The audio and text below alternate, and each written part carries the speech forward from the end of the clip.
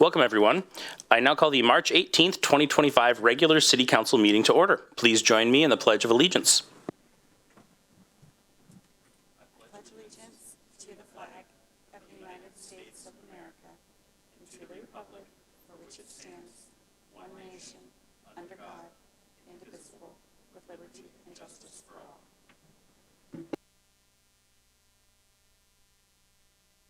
Before we begin, I'd like to announce that during the month of Ramadan, we will be breaking briefly after sunset so that our Bothell community members can break fast without missing out on participating in council meetings. Ramadan holds significant religious importance for Muslims and is often recognized through fasting, acts of kindness and devotion, and personal growth. If you'd like to learn more about Ramadan, consider reading more on the city's DEI Educational Resources webpage. Our break this evening will be at approximately 7:19 p.m. At this point, we'll take a moment to take roll call of the council members by position number. Please say here when the city clerk calls your name. City clerk. Thank you. Councilmember Zorns. Here. Mayor Thompson. Here. Councilmember Alderks. Here. Councilmember Kurd. Here. Councilmember Mankey. Councilmember Dodd. Here. Deputy Mayor Alcabra. Here. All present with the exception of Councilmember Mankey, who is absent and excused. Thank you. Before we continue with the rest of the agenda, I'd like to reiterate some guidelines. For remote meeting attendees, please speak clearly and pause frequently. Mute your microphone when not speaking. And for council attending remotely, use the raise hand feature when you wish to speak. First up is meeting agenda approval. Are there any changes aside from the draft letter that we have in front of us on the agenda? Anybody? Well, I will then bring this up. What you have in front of you is a letter essentially asking King County Department of Natural Resources and Parks and the King County Council to include the Riverside Drive Trail in the upcoming parks levy. And you should all have had a chance to read that. And I will open it up if anybody has any questions. Councilmember Zorns. No questions, just a comment. Thank you for doing this. This has a potential to be very impactful, so thank you. No problem. Councilmember Kurd. I don't know if we're going into details right now or not, but there's a couple of Scrivener's errors on the first paragraph and the second sentence that I'd like to correct, and maybe can work with staff on adjusting those before it gets sent out.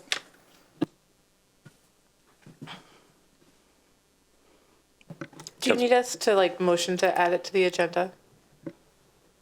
Okay, I motion to add this letter to the agenda later in the meeting. It's a good call. Eileen's over there like, I could have told you. Second. I have a motion from Councilmember Alderks and a second from Councilmember Dodd. Would anybody like to speak to the motion?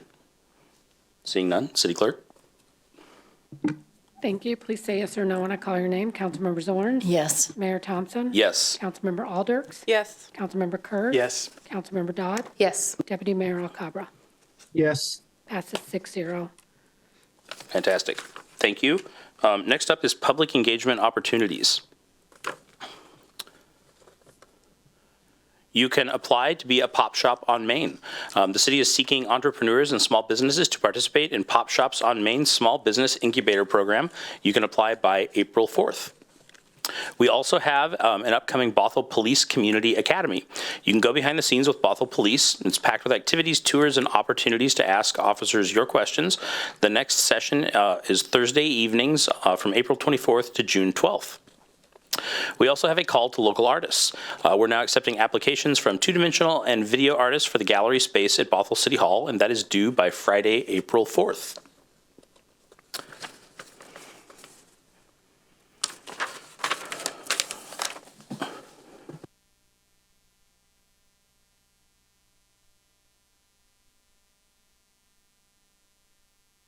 First up, we have a proclamation for Women's History Month, and I am going to hand this to Councilmember Alderks because I feel like we should have a woman read the proclamation for Women's History Month.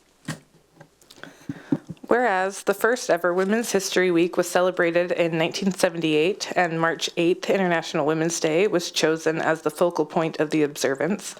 And whereas in 1980, President Carter declared the week of March 8th National Women's History Week, and 7 years later, in 1787, I've been teaching American history, 1987, Congress declared March as National Women's History Month in perpetuity. And whereas American women of every race, class, religion, ability, status, age, and ethnic background have made historic contributions to the growth and strength of our nation in countless recorded and often unrecorded ways. And whereas women play critical economic, cultural, and social roles in every sphere of life, constituting a significant portion of the labor force, working both inside and outside of the home, historically providing the majority of the volunteer labor force, establishing many of the early charitable, philanthropic, and cultural institutions in our nation, and courageously serving our country in all branches of the military. And whereas women served as early leaders in the forefront of every major progressive and social change movement, not only in securing their own rights of suffrage and equal opportunity, but also in the abolitionist movement, the emancipation movement, the industrial labor movement, the civil rights movement, the peace movement, and others, all of which create a more fair and just society for all. And whereas, despite these contributions, women have been consistently overlooked and undervalued in the literature, teaching, and study of American history. Now, therefore, I, Jenny Aldrichs, on behalf of Mason Thompson, Mayor of the City of Bothell, do hereby proclaim March 2025 as Women's History Month in the City of Bothell, and join in honoring and celebrating all women by recognizing their perseverance, contributions, and vitalness to our community and our country. Thank you, Councilmember Aldrichs. Gabby? Hi, thanks. I just want to give a shout out to the Women in Business group at UW Bothell who helped us co-write this proclamation. They weren't able to make it tonight because it is finals week at UW Bothell and they were focusing on their academic excellence, but just want to give them a huge shout out. They were very helpful community partners in this. Awesome. Thank you.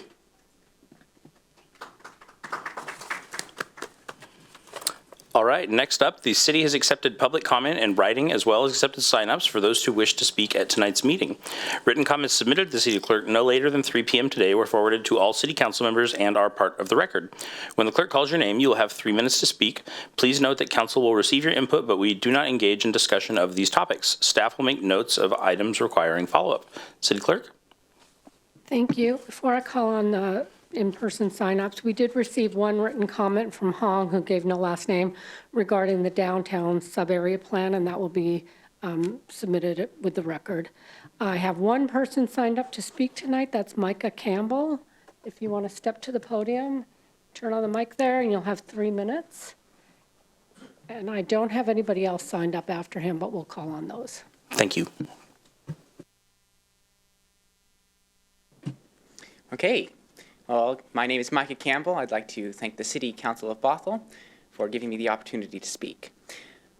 Before I go into several things which I'd like to talk about concerning traffic-related issues, I'd like to first of all thank you for your work in relations to the 102nd Avenue Bridge from Main Street to Riverside Drive. I'd like to thank you for making repairs on the bridge instead of completely building a brand new bridge, which would waste city funds.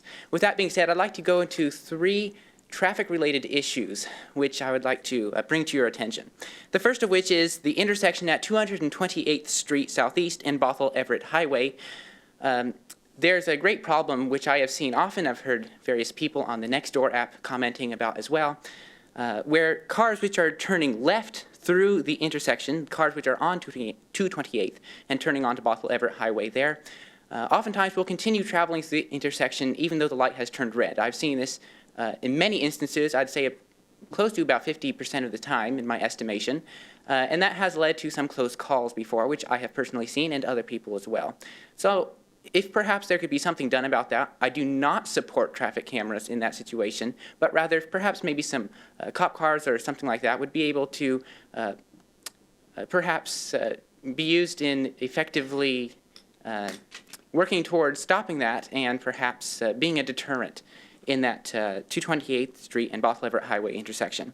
The second traffic-related issue which I'd like to bring to your attention is pedestrian traffic right here on Bothell Way Northeast, coming right through town here. As a pedestrian, I walk through town all the time, and one of the problems which I've noticed is that oftentimes when I want to cross one of the streets, whether it be crossing the Bothell Way or one of the side streets, the lights take a long time to change and for me to get the walk signal. And although I do understand that you want to let cars keep going, I'd like perhaps if you could do something where we could have the walk signal more quickly.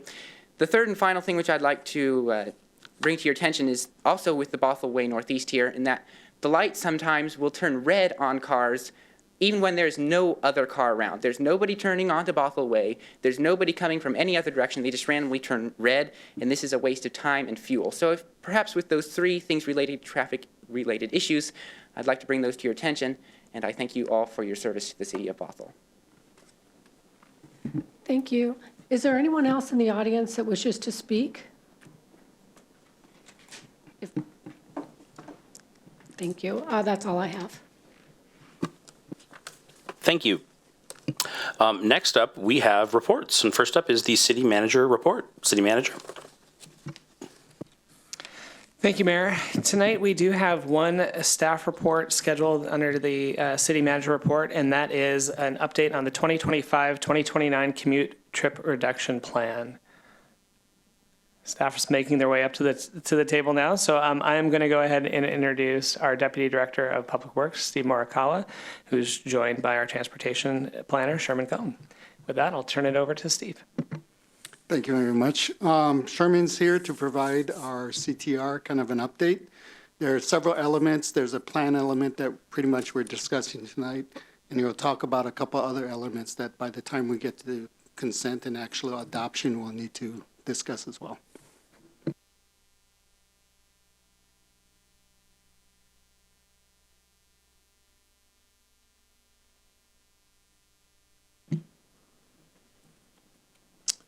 Just waiting for the slides to.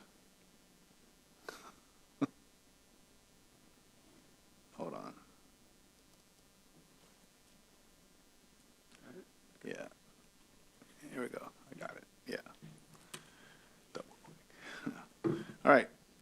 Good evening, Mayor, Deputy Mayor, and council members. I'm here tonight to provide you a briefing about the draft commute trip reduction plan update that we have completed and to comply with state requirements. This briefing is, let's see, we can go down. This briefing is to give you an overview of the plan and provide you with background information about the purpose and process of the update and the next steps that we're going to be taking. No action is requested from council this evening. Tonight I'll cover the goals of the CTR plan and go over a little background behind the CTR plan and why we're updating the plan now. I'll also highlight some of the community engagement that was conducted in conjunction with Community Transit, which they coordinated for all CTR affected cities in Snohomish County. It's been a few years since we have brought CTR to council, so some of you may not know what that all entails, but some examples of how employers may participate in commute trip reduction include like using transit or micromobility options, carpool van pools, biking, walking, telecommuting for as an alternative transportation mode.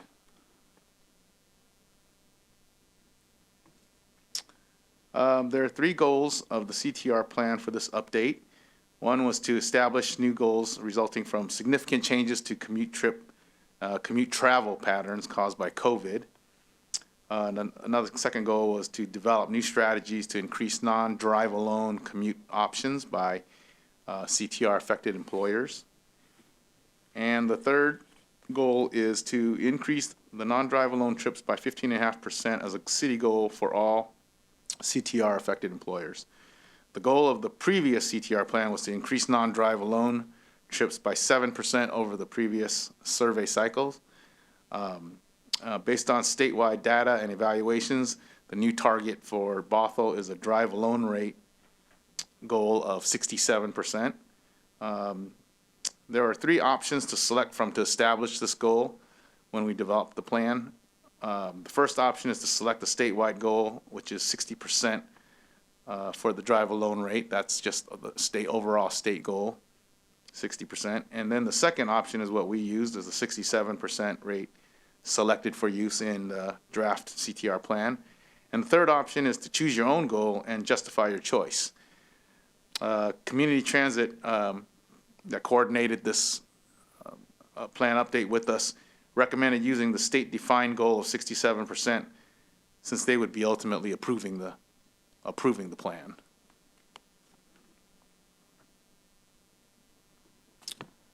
Just a quick history about CTR for you, which started in 1991 with the State CTR Act, and Bothell adopted our first CTR ordinance in 1999, and our first CTR plan in 2007, which I remember doing when I started here a long time ago.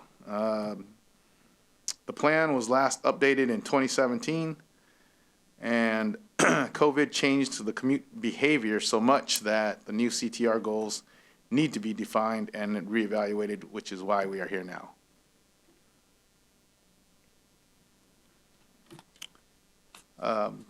Community Transit is Bothell's CTR administrator, and they contracts with Bothell and other Snohomish County cities to market and monitor the jurisdiction CTR plans collectively. They also provide training and assist employers in developing and tracking their company data for reporting through their Employee Transportation Coordinators, or ETCs. For the community engagement, Community Transit conducted surveys and attended community events around Snohomish and Snohomish County to obtain public feedback regarding commute options and alternatives. They held virtual meetings with CTR affected employers and community-based organizations. And then Bothell supplemented the public engagement with input from our TDM survey in Canyon Park, which is also the location for several of our CTR employers. So it was really, really relevant information there. This draft CTR plan was developed in coordination with other CTR-affected jurisdictions in Snohomish County that also contract with Community Transit as their administrator for their plans. Community Transit and their consultant, in discussions with the state, developed the template plan for each city to follow and to best attain state approval for this plan update to meet the June deadline this year. Bothell staff revised and edited the template plan for Bothell specifics such as the goals, preferred strategies, financial contribution, and public engagement. And the plan has since been approved by Community Transit, the Puget Sound Regional Council, State DOT, and the State TDM Committee.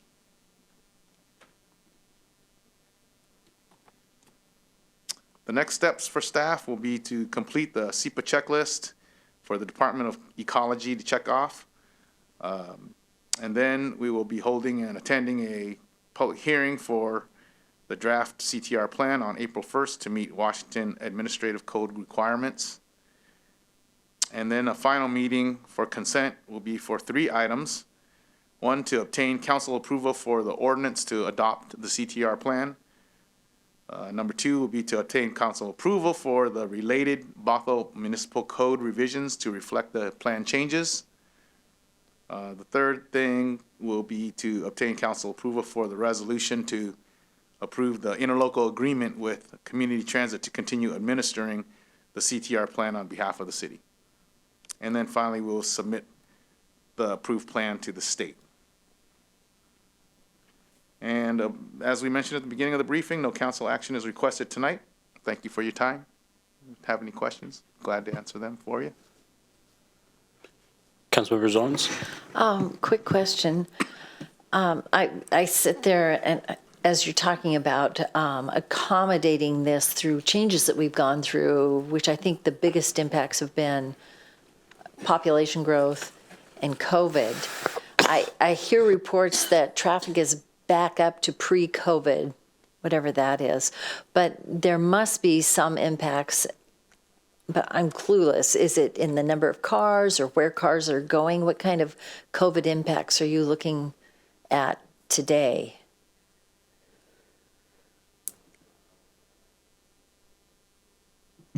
I mean, currently, not this minute, but, currently, what are the impacts of COVID do you anticipate are going on? Yeah, if you think, Sorry. not sure. So primarily COVID, a lot of what happened was telecommuting. So because we found a way to work from home, a lot of employees are embracing that. So if you look at the COVID years, there was a dramatic decrease in the amount of traffic. And if you look at the CTR numbers, they look really great during COVID because a lot of people were telecommuting. That's starting to climb again. There are some companies and corporations that are bringing their people back into work in the office.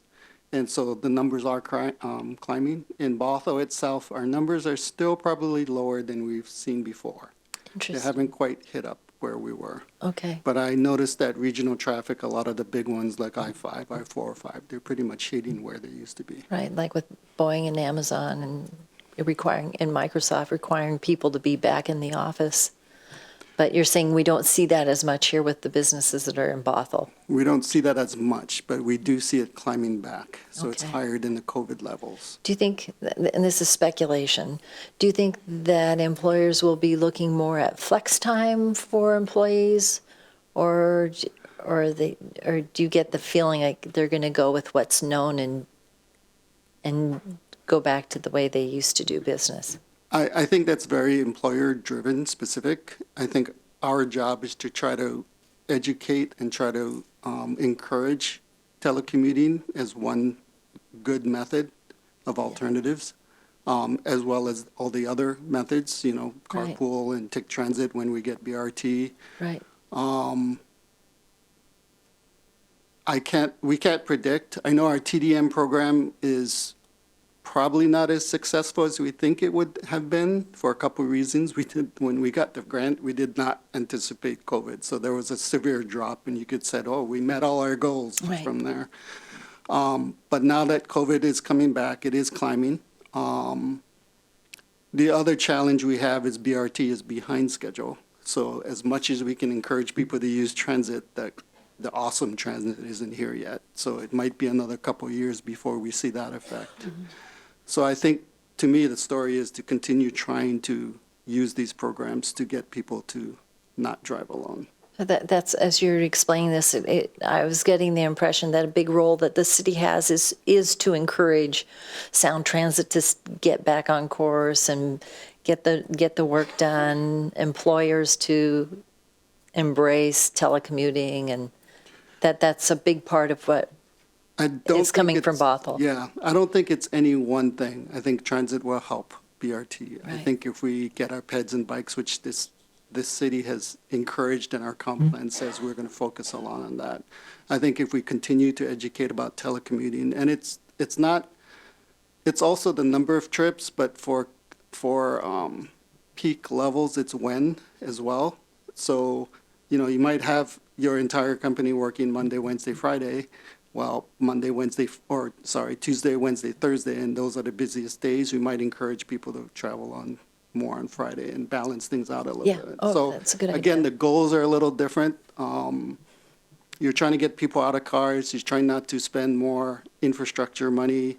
You're trying to reduce greenhouse gas levels, and there are multiple ways to do this. And I think this provides one of the tools to approach several of them, I think. Thank you.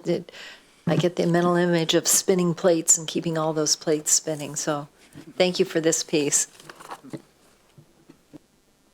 And Mayor, the Deputy Mayor has. Thank you. Deputy Mayor. Thank you, Mayor. Thank you for the presentation. I have a couple of questions. The first one, you mentioned the BRT. There are delays, not right now, but in some point in the very near future. Can we just get an update on what's going on with the BRT and just to learn more about the process? So that's the first thing. And the second thing is about this particular presentation. There's on slide 9, there is agency approval of CTR plan, which lists a bunch of organizations that already approved. How is that different from what we have to do on slide 10, which is the council approvals? Like, are things already approved and we just have to rubber stamp, or do we actually go through a process where we make changes if we need to?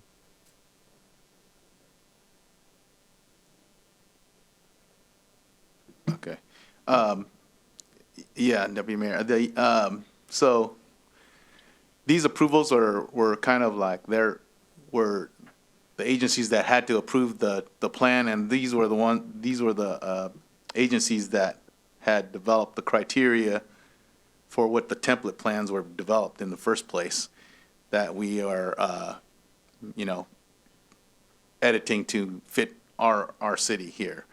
These are preliminary approvals, and we are kind of, in a sense, rubber stamping them, but the reason for this approach, instead of normally we would bring a plan to you, you would approve it, and then we would bring it back to them and let them approve our plan.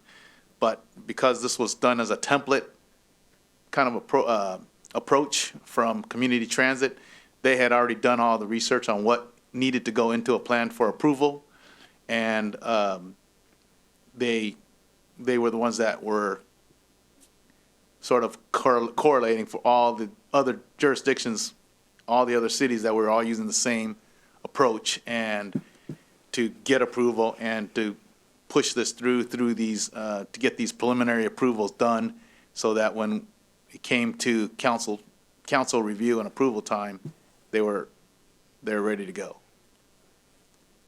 So how involved were you, I guess, in the whole process? Well, Because we weren't involved as council, so how involved were you? yeah, there's not, honestly, the changes in this plan versus our previous plan was very minimal. So the only input that we really had to put in there was like a financial obligation, which we just basically used the same as what we had before.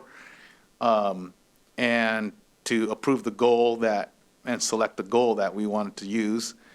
And those are the two primary things, and to input what our public engagement, process, and what we found out through different various resources on what we wanted to include in that plan, and what we had heard from our own personal city employers that were affected, what they wanted to include in the plan, or what they thought the city could do to help incentivize more participation, such as helping to encourage more improved transit routes, or to get more grants for providing incentives to, give to employees to, again, change their travel modes. So those are about the main things that we had input on for the CTR plan, and there wasn't much more other than that we had to, input on.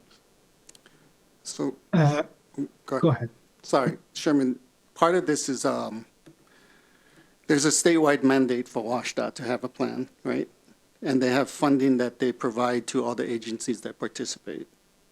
Yeah, so I think it's kind of a top-down thing where they have funding and they want to talk to each agency and say get our input to make sure that it's in line with what we want, so we will participate.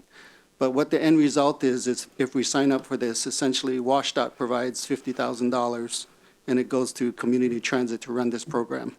So the only contribution that the city makes right now is essentially staff time on the order of about $5,000 for Sherman to essentially do things like this, as well as run whatever CTR requirements we have to do, which are fairly minimal, but coordinate with Community Transit.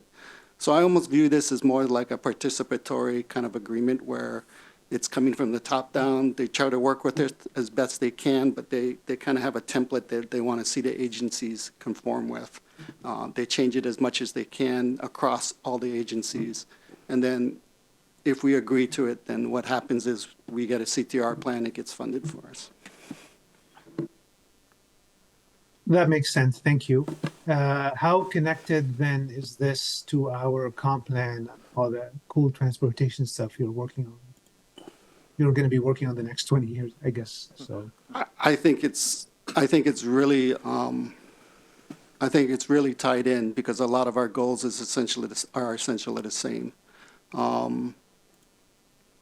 The targets might be different, but again, the targets are good faith targets. There's no penalty if the city doesn't make the targets.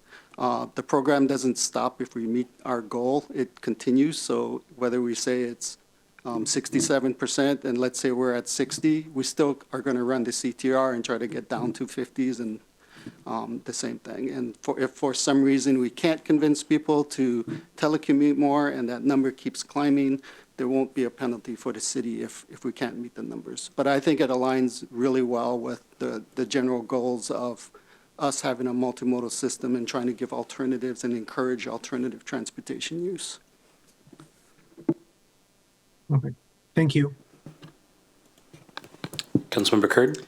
Thanks for the presentation. I'm excited to see that we're going to update this program and that you're closely involved. I'm wondering, under the previous plan, were there any major employers who requested exemption from CTR? Yeah, I can find out, but I don't think there were really any. Okay. We've So we always have, like, had 100% participation. We've had a few that in the 20 years I've been here that kind of failed to continue to put a plan together, but I think it was because of other circumstances, like they knew they were maybe going under or leaving the city or something, and so they didn't want to participate, and I had to write a couple of letters for community I see. to turn into those people, and that's all I've had to do. So you've never had to notice any of the employers for violations? That's what I'm talking about. It was Okay. a couple of those letters like that in Were fines these levied, or there hasn't been any actual enforcement? No. Okay. For the most part, our community transit has done a pretty good job monitoring and marketing and helping them figure out what plans work. And, everybody before, the plans before were not like this, where each company had their own goal, like they had to meet a goal of 7%. That was the target. And before, some of them could and couldn't, but they all really tried. They all did the things that community transit told them to do, and it's just a matter of how much participation you get. So, See that there are 16 employers, of which the city is one, that participates in the program. In the interest of transparency, where would people be able to see, compliance or achievement of goals? Or is it just kind of like annual reporting that gets filed away? I'll have to double check with community transit on how they Okay. release that information. Yeah. But it all of the reported information ultimately goes to the state. So I think that's where you would have to go to find out any particular city or, companies and what their data is. Yeah. There's not a dashboard floating around. No. Okay. Well, thank you for the update, and thanks for your continued work. Thank you. Councilmember Alders? I'll just jump in and say that I have seen this program at work in our community, especially in talking to members of Bothell City Council staff. We see the posters, like the signs up in the elevators, and I just know that many of our staff members here at the city do carpool or take public transit, or they find walkable places to live nearby. And it's really awesome to see those examples being set for our community. And as, I was actually very surprised to see that this was implemented in 1999. That's a generation ago at this point. I know how old my kids are, and it really is remarkable that this work is ongoing and kind of the incremental changes over time, And just to recognize also that the city really has worked with community transit, Sound Transit, King County Metro, all of our transit agencies to increase access to buses in our area.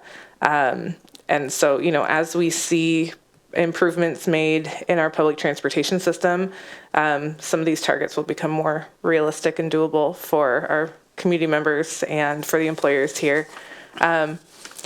So, glad to learn more about this program, see that it's being updated, and I think the goals that you mentioned, the state recommended goals make a lot of sense to stick with those. And yeah, thanks for the presentation.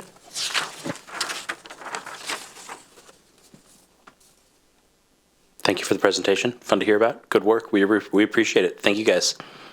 Thank you. And that completes the city manager's report tonight, Mayor. Awesome. Next up is council committee reports, community reports, and conversations.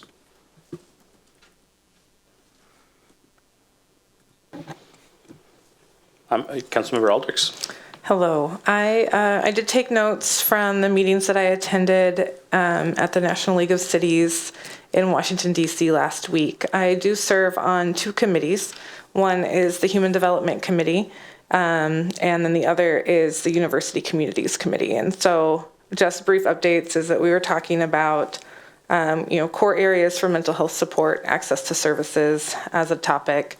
Heard presentations on arts and culture, and work, like how to support municipal workforces. There's a lot of government jobs in local government, and one of the concerns that many cities have is just making sure that people are able to move into those forms of employment. We also heard presentations on economic opportunity and financial empowerment. There are economic mobility rapid grants through the Gates Foundations that can award up to $20,000 to 12 cities. And so that's something that if there's anybody on staff looking at that, might be happy to share information. There's also threats to SNAP, which is the Supplemental Nutrition and Assistance Program. And then also at the University Committee, University Communities Committee, talking about how some cities have assigned official liaisons to the college, either from staff or city council. There are, university communities are asking the federal government to be a reliable federal partner, to not tax municipal bonds, avoid federal shutdowns, the kinds of things that keep universities functional. And then there are federal bonds. That was a conversation. The city does have an opportunity to submit a resolution to the federal government that would protect bonds for universities and communities. And then we also got an update on the 2030 census, which is remarkable to think it's coming up again because I feel like it just passed. We are halfway through, so it makes sense. And then we also learned about payment in lieu of taxes, a pilots initiative that is a partnership between city and higher ed that some cities have embarked on. And I shared a model agreement with the city manager as something that, if you wanted to look into that for our local universities and partnering with the city. So that is my update from NLC. Other than that, there was much walking and meeting with federal leaders to talk about infrastructure and raise grants. And if somebody else who was there wants to talk about that, you're welcome to, but those are my committee reports. Thank you. Councilmember Curd. Yeah, I'll jump in. So I also attended NLC and some of those same meetings that Councilmember Aldrichs did, but I'll share a little bit more about the outreach that we did to our legislative delegation. So we met with both senators, our House of Representatives rep, and then also some other House of Representatives who sit on Transportation Committee that are in adjacent neighborhoods. And we also met with staff from the governor's office who are stationed in DC. And we worked with our federal lobbyist who provided really great resources to us and talking points for our federal raise or build or whatever it's called grant now that we received for the replacement of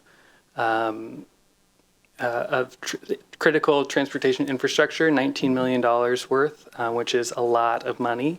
It's a federal grant, and we were there mainly to let our delegation know that time is running out for us to obligate and to assign funding to from that grant to the project. And it's being held up right now because of some permitting delays that the federal government is responsible for. And so we were there to encourage our federal delegation to work towards a solution. Probably the best course of action would be to extend the deadline for which those funds need to be spent and obligated. So we were there, and we were really shared our messages with our delegation, and they were really receptive. Their staff were receptive too, and it was great to just connect with them and share our city as a priority with them, kind of face to face and in a small group setting too. That was really helpful. So I thought it was a really worthwhile trip to help protect some of the investments that we're making in transportation here that we cannot fund ourselves, and we need a federal partner to do so. So that's my key takeaways. I don't know if anybody else wants to share. Councilmember Dodd. Thank you. Yeah, it was really an honor to go to DC and get to speak with staff from, I personally spoke with staff from Senator Cantwell's office, and then Representative Del Bene's office and Representative Larson. We had to split as a group, so some of us also got to talk to Senator Murray's staff. And what struck me was in the meeting with Representative Del Bene, it was a multi-city meeting, and every city there had a grant that they were deeply concerned about. So I would say to our residents, anything you can do to reach out to these people who are also your representatives and just let them know how important it is. So much of our infrastructure projects depend on money, and whether it's coming from the federal government or the state, sometimes the federal government is actually funneling money through the state to us. So all of these grants are at risk in a way that I can't really recall from a different point in my life. Certainly not a generation ago in 1999, as Councilmember Aldrich said. That one's going to stick with me for a while. But yeah, it was really an odd mood, but it was good to be able to advocate for Bothell. And I want to give a shout out to our DEI coordinator, Gabby, whose awesome script that Girl Scouts recently used to have a mock council meeting right here in Chambers and get to experience that. I got to applaud them for that, and our city manager is going to share it with the Association of Washington Cities so that other cities can take advantage of that and have a cool example for other local youth to do their own mock council meetings, which is pretty cool.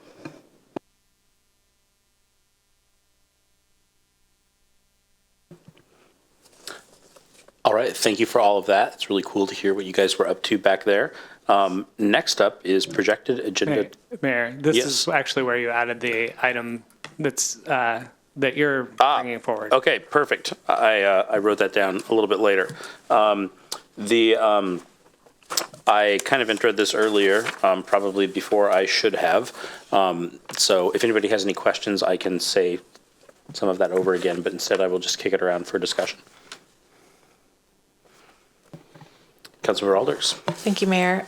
I am on board to sign this letter and get it sent off. I know that there's sort of a quick turnaround time for this request to be considered, so I'd like to see it get off and get out there with the Scrivener's errors corrected that Councilmember Curd had mentioned.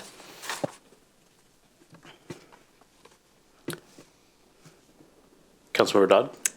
Same. I think this is a really great opportunity for an infrastructure update that I know everybody here has been working towards, and we have a lot of residents in that area and across the city who would love to see it. So I'm not 100% sure how this came to us, but I really love it. So thank you to any and everybody. I will just ask, could we address it to Chair Zahalai and the county council? Can we address it to all of them? Yes, the intent is that it will be transmitted to all of them. There's a CC on there, and then yeah. So but thank you for the clarification. Yeah. Perfect. And just for anyone who's following at home, can I give a quick summary? Please do. Yeah. So there was the mayor and I were requested to be in a meeting with the relatively new director of King County Department of Natural Resources and Parks for an introduction. And in the conversation is where a proposed levy from King County, which has been in the news and certainly is out there, but we did have some discussions about that. And just for awareness, the proposed levy would go before voters if the King County Council puts it forward in August of this year, and it would be for the years 2026 to 2031. The total of the levy would be about $1.5 billion. And for the city of Bothell, then what is currently proposed in the levy would be a pass-through allocation of about $2.2 million. What the mayor noted with staff and has contemplated again of sending a letter to the King County Council, and that's what the city council here has before them tonight, is a letter asking for funding specific to the East Riverside Drive trail connection, which is one of the previously identified projects in the council adopted capital facilities plan, which is project T -108. And if anyone's online and wants to look at the CFP project, it's described on page 91. But this would be a key connection of both giving pedestrian and other access on East Riverside Drive up to East Trail, which is the King County Rails to Trails project from Woodinville all the way down. And so it would be a key linkage that would provide alternatives to connecting to our region. So that was the request that council's considering tonight. And to Councilmember Curd's question, yes, we can absolutely do further edits. I think we're already making them, but we'll touch bases before the night's over. Councilmember Curd. Great, thank you. Yeah, I'm also in support to think that the community there for a long time has asked us what we're doing about it. And this is one way to show that we're working towards pedestrian and multimodal access for that neighborhood, and connecting to a wider trail system and partnering with King County would be great.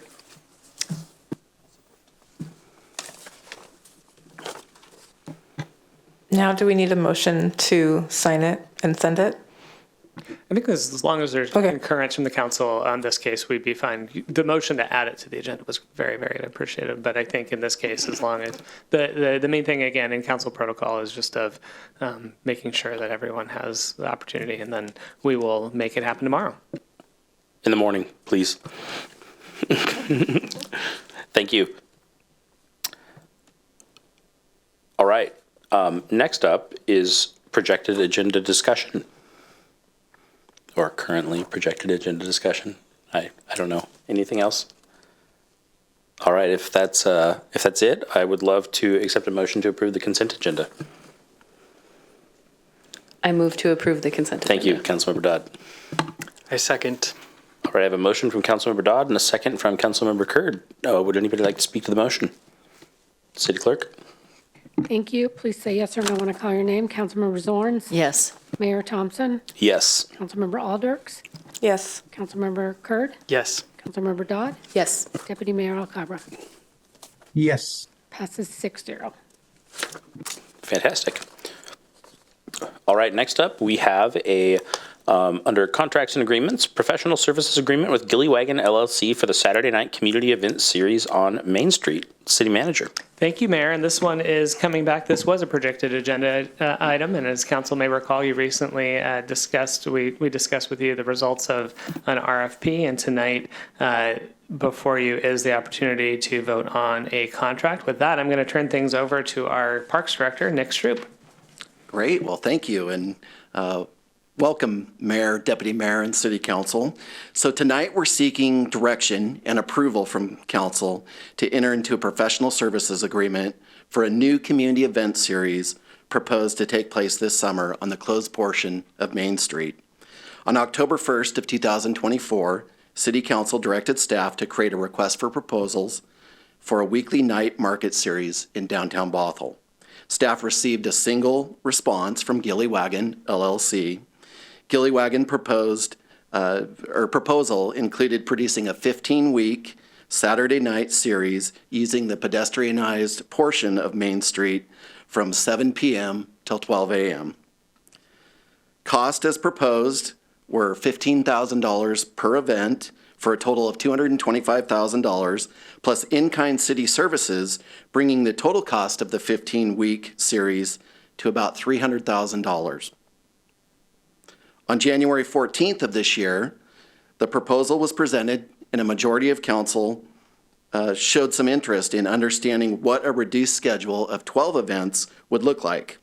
Based on that conversation, Gilly Wagon provided a new estimate for a 12-event series, and in that scenario, they proposed the cost per event, which would increase the event cost from $15,000 to $16,166 per event. The overall cost of the series came down to $194,000 from the original $225,000. Since this is a first sort of pilot project for us with a lot of unknowns, staff recommends that council approve the original 15-event proposal in the amount of $225,000 plus in-kind city services. As part of the deliverables, Gilly Wagon will track success measures, which will be reported back to council in the fall.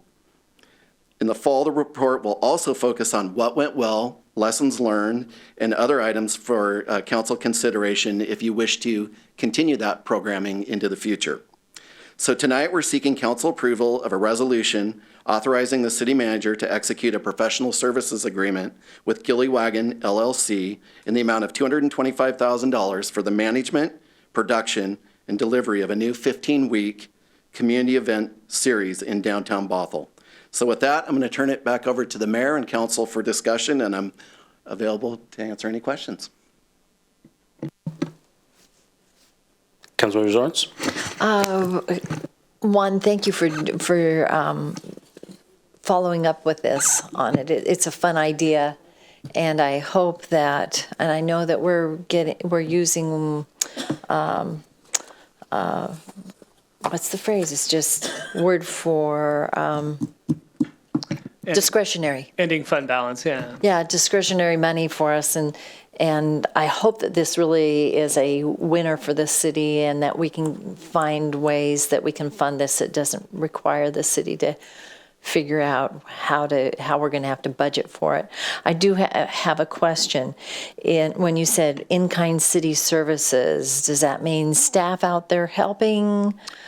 No, it's really about permitting. It's about sanitation. So putting porta pots, restrooms, providing security, helping them through the permitting process is a big one. Providing security if necessary. All these different things that actually have to go into the event. Garbage disposal. It's not necessarily staff. A lot of that is contracted, but Okay. it would be administered by staff. So would the security be contracted? Or The security would be contracted. Okay. All right, that's because I know that you run a tight ship in the summer with your staff, and I thought, oh my goodness, are we hiring more people? So you answered my question.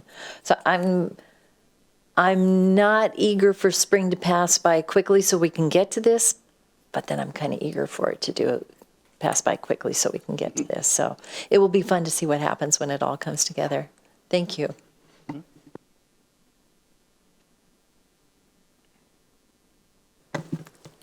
Councilmember Alders. Thank you, Mayor. And thank you, Director Stroop, for being here and encouraging us to go for the full 15-week option so that we can really test it out. I think we have a track record of putting on some really good parties in downtown Bothell. And this is just going to help take it to the next level and provide some maybe more work-life balance for Parks Department. So I'm grateful for that. I'm very excited to see the list of event themes. I'm looking at page 136 of the agenda, and it's just an eclectic, fun mix of activities and opportunities to invite the community to go outside and celebrate and be joyful together, which was really, I think, the point of our council vision saying, a joyful way of life in Bothell. This is a very tangible way of pointing to that goal and bringing our community together. And as we know, bringing people in from other communities too, and really showing off like who we are as a city and why people want to be here. So it's exciting. Glad to see this come forward and that we're, on track to make it happen this summer. So thank you. I'm looking forward to Watermelon Fest. I'm not sure how they're going to do it, but I'm excited to see him. Councilmember Curd? Thanks. Thanks, Director, for coming and giving us this presentation and for going back to the negotiating table with Gilly Wagon. Appreciate taking our hesitations about cost back to them and getting what they had to say. I was one of the people earlier on this year that was worried about the cost, especially in light of, just this is our discretionary funds, and I was just a little like, oh my gosh, it seems like a lot of money. But looking at the list of events and thinking, I thought longer about this in conversations with members of the community, like how much are we willing to spend to like form and build and enrich and nourish our community. And this is like kind of a drop in the bucket compared to what other cities would have to spend to do something similar. So I'm on board. I feel like this is a great opportunity to do this as a test run too. We've just approved new forms of revenue possibly to offset costs in the future. And so I'd really like to see sort of lessons learned at the end of this, not only from the Parks Department, but also other city departments that have a hand in this or are impacted by this, just so that we know going forward that this investment that we would be making is we're stewarding future events and future services and the future departments and staff knowing what it takes to set events going forward. And this is a great kind of seed to start from, and I'm really excited to see where it takes the city. Deputy Mayor. Thank you, Mayor. Thank you, Director, for this. I am looking forward to this, actually. It's the more opportunities to party, the better. Everybody enjoys it. There are a couple things that I want to suggest. One is I really like the idea of gathering metrics and feedback from community members and businesses and other stakeholders to just learn about how this impacts our community, which is really good, which I think we can also apply to the Friday night parties that we put together for the community as well. So it's a good thing to apply, which means we have to identify what the success criteria are. So it might be a good thing. So that's a suggestion to expand this learning process to other things we do as a city. The second thing is about costs and funding and budgeting. I think I'm okay with running this as an experiment, as you suggest, and learning from it. I would like to suggest that we start partnering with the business community, the Chamber of Commerce, and others for sponsorship opportunities. That way, that we can offset some of the cost, and the business community can be more visible. So that way, it's a win-win for everybody, for us, and so that we can bring this really cool product and service to our community members.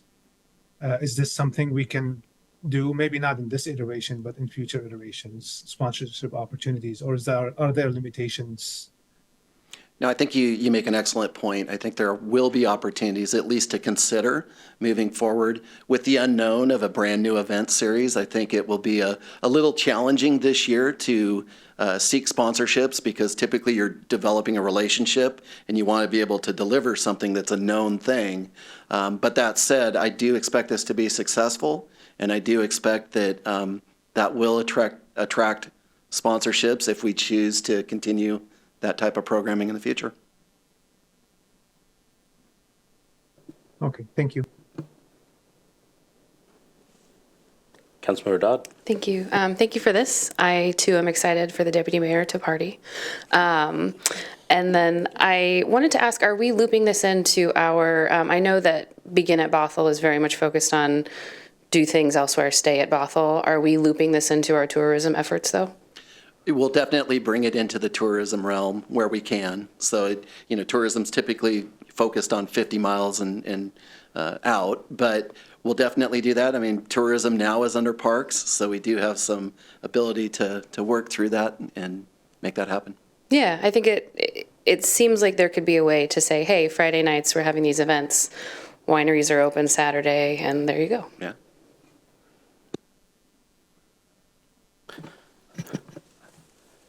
I am so excited for this series, and it's hard for me just to contain my grin. It's a good thing we're at the end of the day, because if I had energy and we were at the beginning of the day, I'd probably be smiling out to here. But just thanks to everybody for putting this together. I'm super excited to see it. Thanks for council for being generally supportive up here. And I would love to entertain a motion for the staff recommendation of 15 weeks. Councilmember Alders? I motion to adopt a resolution authorizing the city manager to execute the professional services agreement with Gilly, Wagon LLC in the amount of $225,000 for the management, production, and delivery of a new 15-week Saturday night community event series in downtown Bothell. Second. I have a motion from Councilmember Alders and a second from Councilmember Dodd. Would anybody like to speak to the motion? Seeing none. City Clerk? Thank you. Please say yes or no when I call your name. Councilmember Zorns? Yes. Mayor Thompson? Yes. Councilmember Alders? Yes. Councilmember Kurd? Yes. Councilmember Dodd? Yes. Deputy Mayor Alcaba? Yeah. Passes 6-0. Awesome. Thank you very much. And Gilly Wagon, if you're watching, thank you. Next up, we have an interlocal agreement with the City of Kirkland for jail services through December 31st, 2029. City Manager.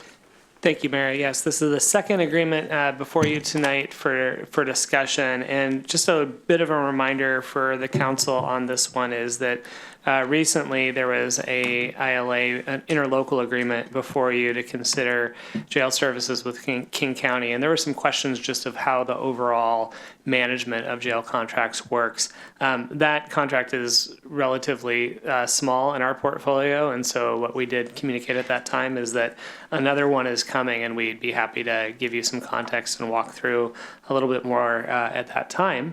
And tonight is that night. So we are joined tonight by our police chief, Ken Suberlick, as well as police support services manager, Grace Myers. And I'm going to turn things over to Grace. Oh, to Chief, he was bluffing me with his mic off. Well, thank you, City Manager Stannard. Good evening, Mayor, Deputy Mayor, and City Council members. As the City Manager said, tonight we're going to be speaking about the Kirkland Jail Contract Agenda Bill.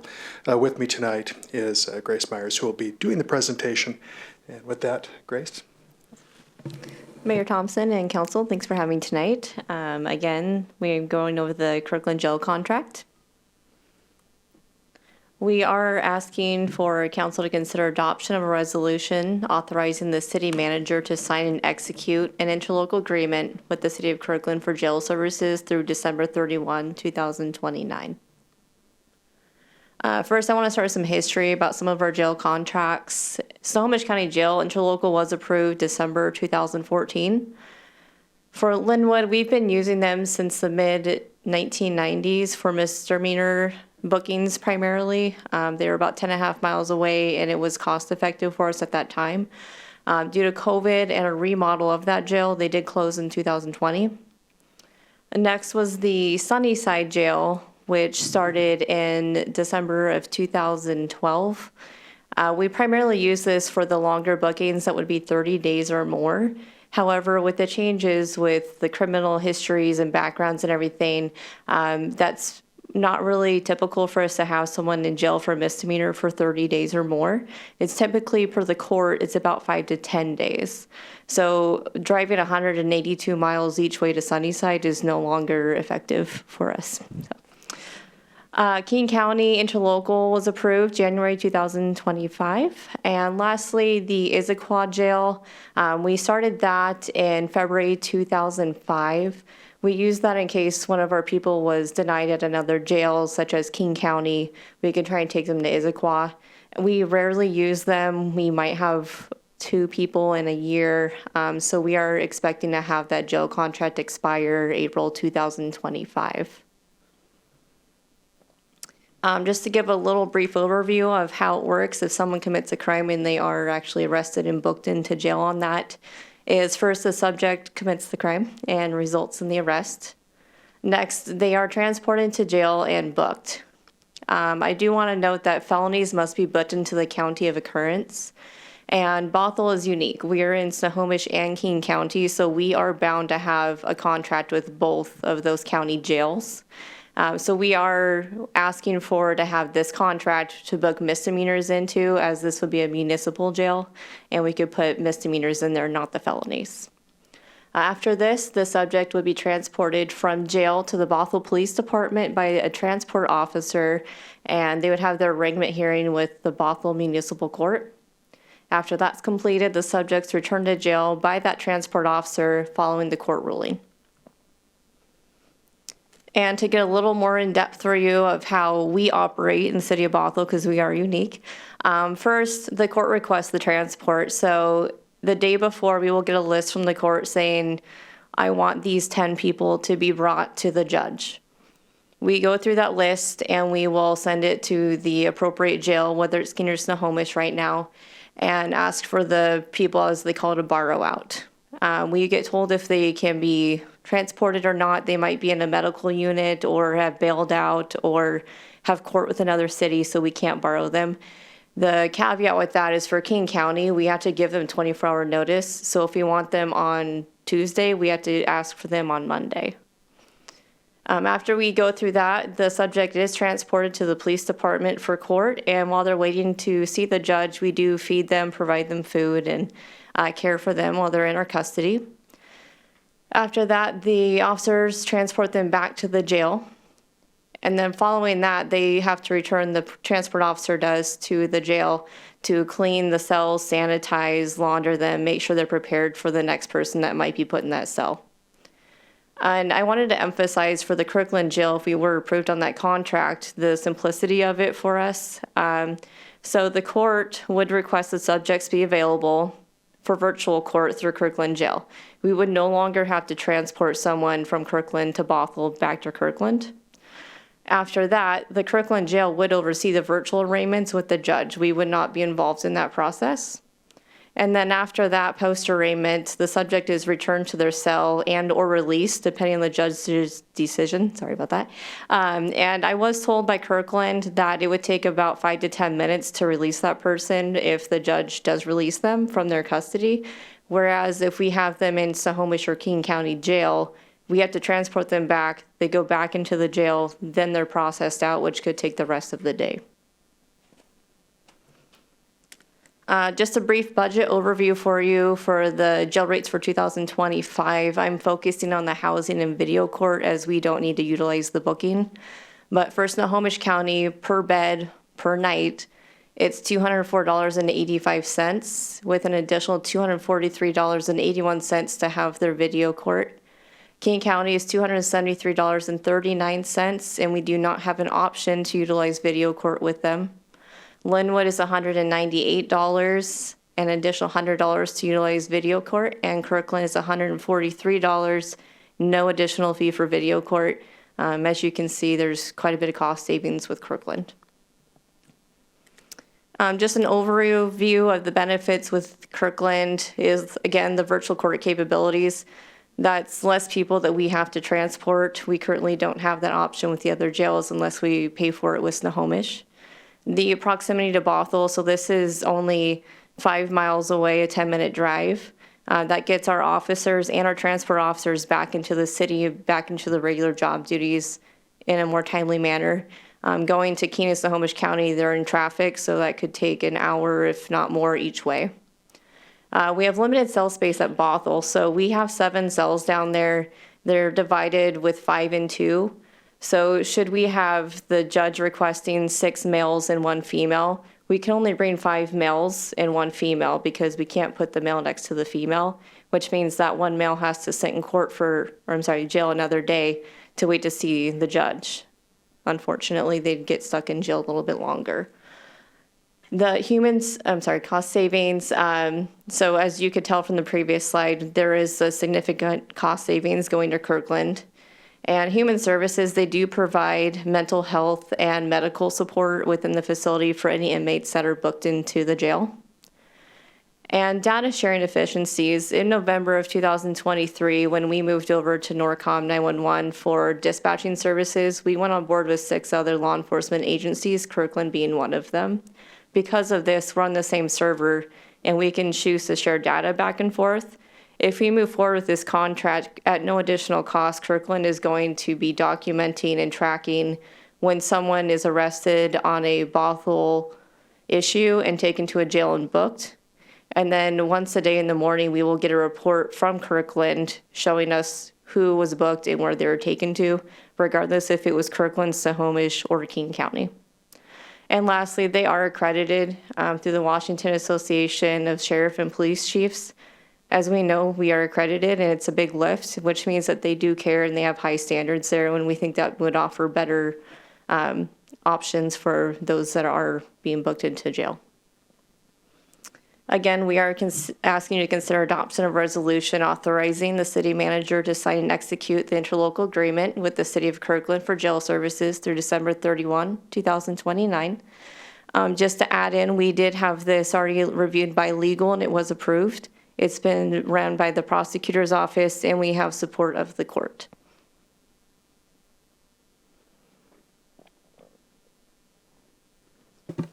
Councilmember Zorns. Thank you for this presentation. I have a couple of questions. What's the downside with going with Kirkland? They don't take felonies. Oh, okay. That's only for Keene and Snohomish County. So. Okay. Looking at all the benefits, I'm just like, could we give a virtual hug for Kirkland, because this is a wonderful thing on a whole lot of levels, both for the inmates and our police and our court system and the people of Bothell and, family of the inmates. It's a win-win-win. I know that you mentioned this and you clarified it. My brain didn't catch up with you. Do all the misdemeanors, both King and Snohomish, go to Kirkland, or do Snohomish misdemeanors go up to? So the misdemeanors don't have to go into the county where they occurred, so they could go into Kirkland. That would be our primary choice. If they cannot get booked in there, say they have a medical condition that's beyond their capacity to care for, we would then default to one of the county jails. Okay, perfect. Okay. It sounds great. I, hope that they've got capacity and we never have to worry about, and they never have to worry about exceeding capacity. But 4.5 years for this, that's not bad. So thank you. Thank you. Councilmember Curd. Thanks for the presentation. It really clarified a lot of my questions. In the news recently, there's been some dramatic reporting from South County Correctional Facility entity. And you mentioned that Kirkland Jail has you have a high degree of trust in Kirkland Jail. And I'm just wondering, when I was reading the initial reporting about the South Correctional entity, I was like, oh my gosh, do we have an ILA with them? Are we involved at all? But we're not. And I'm wondering how, reporting of any inmate fatal deaths or injuries happened. Searching through the ILA, it looked like there was some kind of conversations that would happen, and Bothell would be invited in if there was ever that condition. And I'm just looking for more information about how that happens in all of our agreements, specifically with King and Snohomish counties too. It's not really pertinent to this, but as long as you're here and we're talking about it. Let me take this one. All right. So one of the things that we look for and that I like to see when we have contract agreements with correctional facilities is accreditation. That is a big lift. There's a high standard for that. I think I know which South County that you're talking about. There are very few accredited jails in the state. It's fairly new, and it's a bit of a process, and there's a lot of work that goes involved in that. I do know that Snow County, if they're not accredited, I believe they're in the process right now. They are accredited, yes. And so Kirkland is one of the few municipality jails that I'm aware of that's accredited. And so that's really what we're looking for, and why we've also separated from some of these other contracts. High professional standards is what we're shooting for. That's great. And I will say, if something does occur in the jail, there is a process for that. We're notified specifically with King County. If somebody dies in the jail, there's an investigation team that comes in. They work that. Same with Snohomish and King County. I'm more familiar with the Snow County end of things, but there's a whole process in place for that. So it's, again, we focus on professional organizations. Counties, we're kind of along for the ride. You have to have a contract with King County, and you have to have a contract with Snow County just because of where we're located. Right. Thanks for explaining that. And I'm happy that we look out for accredited institutions, and I'm happy that we ourselves are accredited. Thanks. Thank you. Councilor, was that you being like, I don't have anything to say, or was that you being like, I want to talk? I'm happy to make the motion. I'm also happy to wait. I don't have anything. I thank you for finding an accredited facility. I think that's really important, and I appreciate that you walk the walk. We are accredited as a police agency. We are making agreements with accredited agencies. That's really important, and it does not go unnoticed, and it's very appreciated. Deputy Mayor. Thank you, Mayor. Thank you, Grace and Chief, for the presentation. It's eye-opening. I love these things because, you learn something new every time you come to a council meeting. So this is really cool. The question I have is, how come Kirkland, when I look at that table of numbers of costs, how can they get their costs so low, or charge us, I guess, that amount versus the other jurisdictions? They are determining their costs. They are a smaller facility. I believe it was 162 beds. Yeah, so Linwood, they've just built a new facility. So there's a lot of cost there. Kirkland, when they built theirs out, I don't know if anybody's been down to their facility, but I think it was the old Costco home. So they were able to be real creative with their design down there, which I think saved a lot of money, which also kept costs down. Beyond that, I say that jails are expensive to run. I'll just throw that out there. There's a lot of liability involved, but their price point works really well, I believe, for our city. Oh, it does, 100%. I'm just curious how come it's like that. I'm not complaining. I'm just, I'm obviously very happy that it's this low. I'm just wondering how they can get it this low, but that's good. Thank you. It seems like a better service for less money, and that's kind of hard to say no to. So, Councilmember Dodd, did you want to make the motion? Yes. I move to adopt a resolution authorizing the city manager to sign and execute an interlocal agreement with the city of Kirkland for jail services through December 31st, 2029. Second. I have a motion from Councilmember Dodd and a second from Councilmember Zorns. Would anybody like to speak to the motion?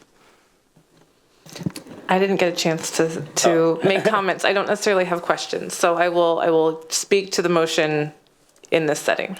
In addition to being contracted with Norcom, the city of Bothell also has interlocal agreements for crisis stabilization and crisis response services.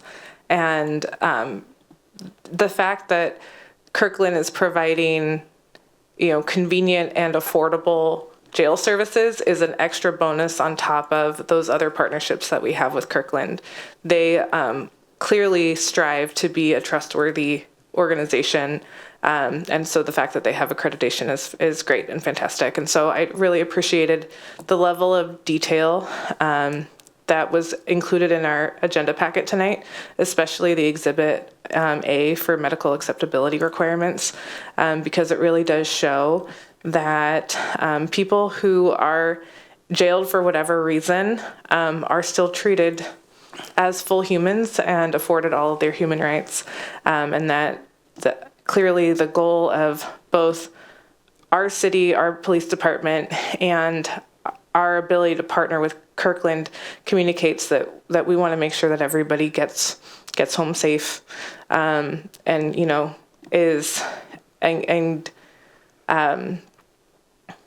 is protected while in custody. And so I appreciate that, and I'm happy to vote yes on this motion. Thank you for the opportunity to comment, and we can carry on with the vote.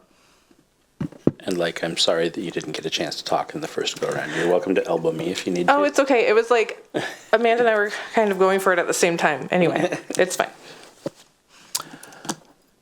All right, City Clerk?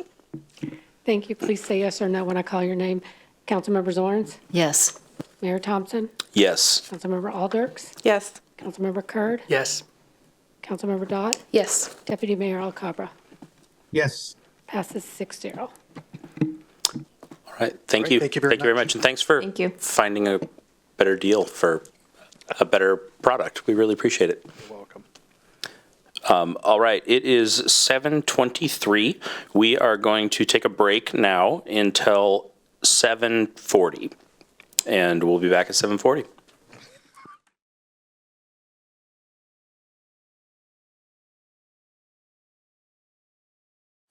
Welcome back. Next up, we have appointments. 2025 Council Subcommittee recommendations for board and commission interviews. City Manager. Thank you, Mayor. And just briefly, interviews for boards and commissions are scheduled for next Tuesday. As an interim step between applications and interviews, there was a council subcommittee, and to fill in the gaps, I'm going to turn things over to our city clerk, Laura Hathaway. Laura. Thank you. As you know, the city received 42 eligible applications for this year's recruitment. On March 4th, the council appointed a subcommittee made up of Mayor Thompson, Councilmember Kurd, and Councilmember Alders to review the applications and put forth their recommendations for interviews, which they did on March 7th. Tonight, council is asked to ratify those recommendations. Interviews are scheduled, as Mr. Stannard said, next week, March 25th. Council received all of the applications and may wish to add to the list of recommendations. If you would like, I'd be happy to read the list of recommendations so that everybody knows who they are, and then council can add to it. And tonight we're asking you to ratify that list. And the last question I have would be, does council wish to start a little bit earlier on March 25th, say 5 or 5:30? Based on the number of applications and interviews. Pardon me, I'm just going to answer that. I would prefer not to, just because I have to get here from work. Okay, perfect. Good to know. But I am not the only person up here with an opinion. If anybody has an opinion that is different, please say so. You're not the only person coming from work. I mean, I'm working from home, but I literally earlier today spoke to one of our colleagues, and they said that they couldn't get here slightly early because they had to work. So I think normal time is fine. Like, we don't need to add more pressure. Perfect. Thank you for that. Would you like me to read the list of those that we're going to be interviewing? Yes, please. Okay, so for Arts Commission, we're going to interview all the applicants. Those are A.C. Peterson, Kylie Chang, Anshi Shah, Anvitha Babu, and Reena Lee, who's the youth applicant. For Landmark Board, we're going to interview, we only received 2 applications, and we're going to interview them both. That's Karen Mossaker and Ray Thomas. For LTAC, we received 4 applications, and we have 4 openings, so that's good. And so we're going to interview them all. That's Billie Jean Scott, Fawn Bowles, Hannah Willard, and Sandra Lee. For the Parks Board, the subcommittee is going to interview, or the subcommittee recommended Malia Carsagoglia, Sheila Brzezzi, Nicholas Borer, Geraldine Sullivan, Samantha Serrett, and Sanavayi Bonatella. And that's the youth applicant. And then for the Planning Commission, the recommendations is to interview Carrie Westerbeck, Ryan Harris, and Alexander Foss. So those are the recommended, and if we want to add anybody from the list, which the council received the full listing of applicants, if anybody wants to add anybody to that, please let me know, and we can add that to that list, and we will notify the applicants tomorrow. I do want to make one correction. Candidate's name is Ryan Ellis, not Harris. That was just a mistake. Oh, okay, thank you. Thank you. And with that, I'm going to turn it over to the council. Awesome. Councilmember Zorns. First off, thank you to my 3 council members who sorted through those names. It looked like you picked a nice variety, and I went through and looked at the applicants, and I was glad to see some of the names that caught my eye also made it to the final list. My preference is that we would interview everyone, but I understand that's not a possibility in real time. There is one name that I would like to add just because I would like to hear more from him. I don't have any commitment as to whether or not he would weigh better than any other candidates that are already on the list for Planning Commission, and that's James Manchinelli. Manchinelli, that's it. Thanks.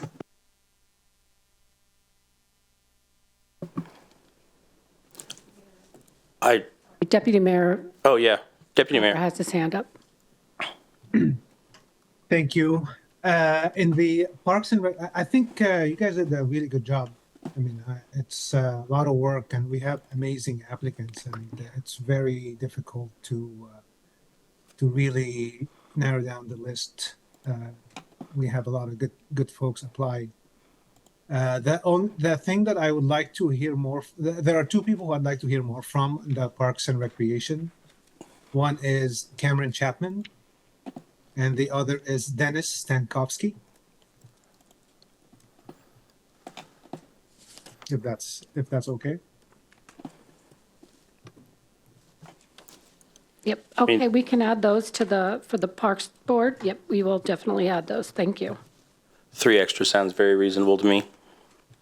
What's that? I said 3 more people seems totally reasonable to me. Okay. Everybody okay with that?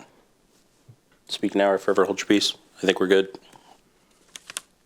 Do we need a motion to ratify them, or are we good with the consensus?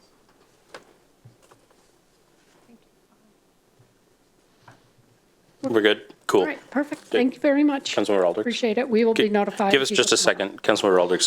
The moment has passed. Carry on. Okay, perfect.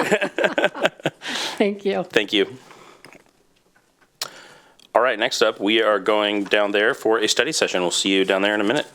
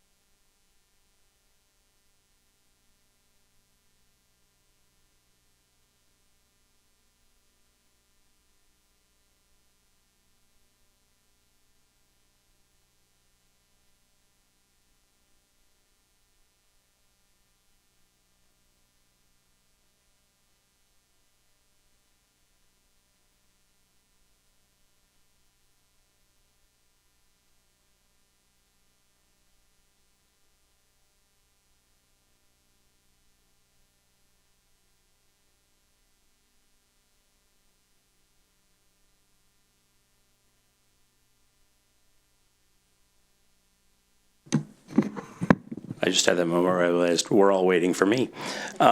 We have a study session for the downtown Subarea plan tonight. City Manager. Thank you, Mayor. And as you mentioned, we do have the one study session tonight. I know it's one that Council has been looking forward to since the discussions around the comprehensive plan. I'm going to turn things over to Jason Greenspan, the Director of Community Development, to introduce the team tonight. He is joined by Eric Jazuski, who is the Senior Planner and Project Lead for this project, and Megan Rigney, who's the Planner for Community Development. Jason. Thank you, City Manager. Good evening, City Council members, Mayor, Deputy Mayor. We're here tonight to get feedback on updating the downtown sub-area plan and to get feedback on our community engagement strategy.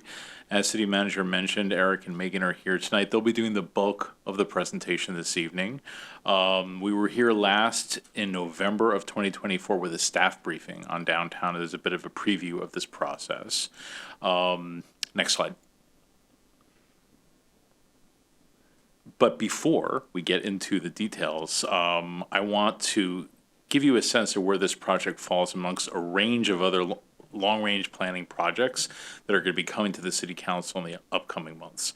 You'll see that next month we have discussions scheduled on developing our housing action plan, and we also plan to discuss a variety of code amendments to move us forward on things like parking standards, neighborhood commercial uses, as well as our sign code. We also plan briefings on our climate action plan and urban forestry management plan. Those are on deck for late spring and early summer, as well as potential code updates on middle housing. Next slide, please. So for this evening, we're going to be focused on a discussion of the downtown sub-area plan update, principally to get your feedback on the preliminary vision, goals, and scope, and our strategy for engaging with the community. The downtown plan has been in place now for 16 years, and planning for its form and for its growth really started about 2 decades ago. We've had, in that time, over 2,600 housing units built with an added population of roughly 6,000 individuals in that time frame. And if you look on page 164 of your packet, you'll see a list of all the major multifamily projects that have been built in downtown since 2014. We've also had many new businesses, and many new businesses are currently opening in downtown, and a complete rethinking of our transportation system to be more multimodal and focus more on just single occupancy vehicles. And you really can't walk around downtown now without coming across something that's under construction or being updated. For instance, reconstruction of 102nd Avenue with sidewalk and lighting upgrades, the new Pop Shots at Lot E, F, and G. We have 140 new multifamily units being built at the former Wells Fargo Bank site, 76 new affordable senior rentals that are going to be coming online adjacent to the park at Bothell Landing. 185th Street, the transit corridor and pedestrian crossing improvements to accommodate bus rapid transit are on the way. We're also getting ready to install removable bollards at each end of Main Street to replace the concrete barriers that are there now. They'll also be going in adjacent to City Hall at Festival Street, and that contract will likely be awarded in April with construction to take place in May or June of this year. And I think that in particular sets us up for a valuable and constructive discussion with the community about Main Street and the use of public space. So what are our next strategic opportunities in downtown? We want to ensure downtown remains a welcoming center that maximizes equitable growth opportunities supported by vibrant public spaces and a multimodal transportation network. And with that, I'm going to hand over to Eric, who's going to get into a little more of the details on the scoping of the project. Thank you for that introduction, Jason and City Manager. Hello, Mayor and Council members. Once again, I'm Eric Jazuski, Senior Long Range Planner with Community Development. So since that November 12th Council meeting that Jason mentioned where we previewed this project, staff has been developing the preliminary vision, goals, scope, and engagement plan for this plan update, both internally and with the Planning Commission. Today's study session represents the next step in that preparation process for the downtown sub-area plan. Next slide, please.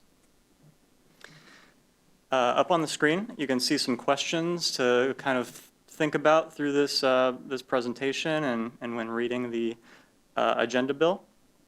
Does this vision, goals reflect council's key priorities? Does the scope incorporate essential topics? Do all of these follow sort of the direction that council envisions?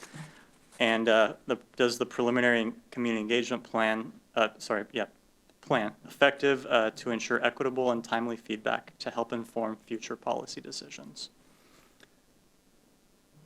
We'll be coming back to these questions. Thank you. During this presentation, we'll be covering the following topics: an overview of the plan itself, the project phases and schedule for the plan update, upcoming planning projects that are connected, and of course the preliminary vision, goals, scope, and engagement plan. Next slide, please. The original Downtown Subarea plan was adopted in 2009 and amended periodically. The purpose of that plan was to orchestrate private and public investments, to regulate land use and development, and to plan city actions in support of growth and revitalization. Overall, you can say it was really focused on revitalizing and redeveloping the underinvested downtown area. Thanks to Jason for providing all those wonderful statistics and information. I'd also like to add, since adoption, city, regional, and state partners invested about $200 million in infrastructure and other downtown public improvements since 2009. And that was met with a lot of private investment. About 19 new high-density residential and mixed-use developments were built, along with many other smaller townhouse projects, for example. And about 148 new businesses opened in downtown between 2009 and today. As for what is the sub-area, it spans from the SR 522 Bend to QFC and Rite Aid in the north, and from the Sammamish River to the UW campus in the east. You can see all the boundaries on the slide here, and for more information on the 2009 plan, which is the current plan in effect, you can visit bothellwa.gov. Next slide, please. Right now, we're currently in phase 1, as shown on the slide, project preparation, which involves, of course, what we're talking about today, the vision, goals, scope, and engagement plan. Once we sort of settle on the idea of what these items should be, we'll prepare existing conditions information to provide a basis for phase 3, the community engagement, which again we're talking about today, sort of setting out a plan and strategy for that as well. In the community engagement phase, the public will have the opportunity to shape and change the vision, goals, and scope you have in your agenda bill today.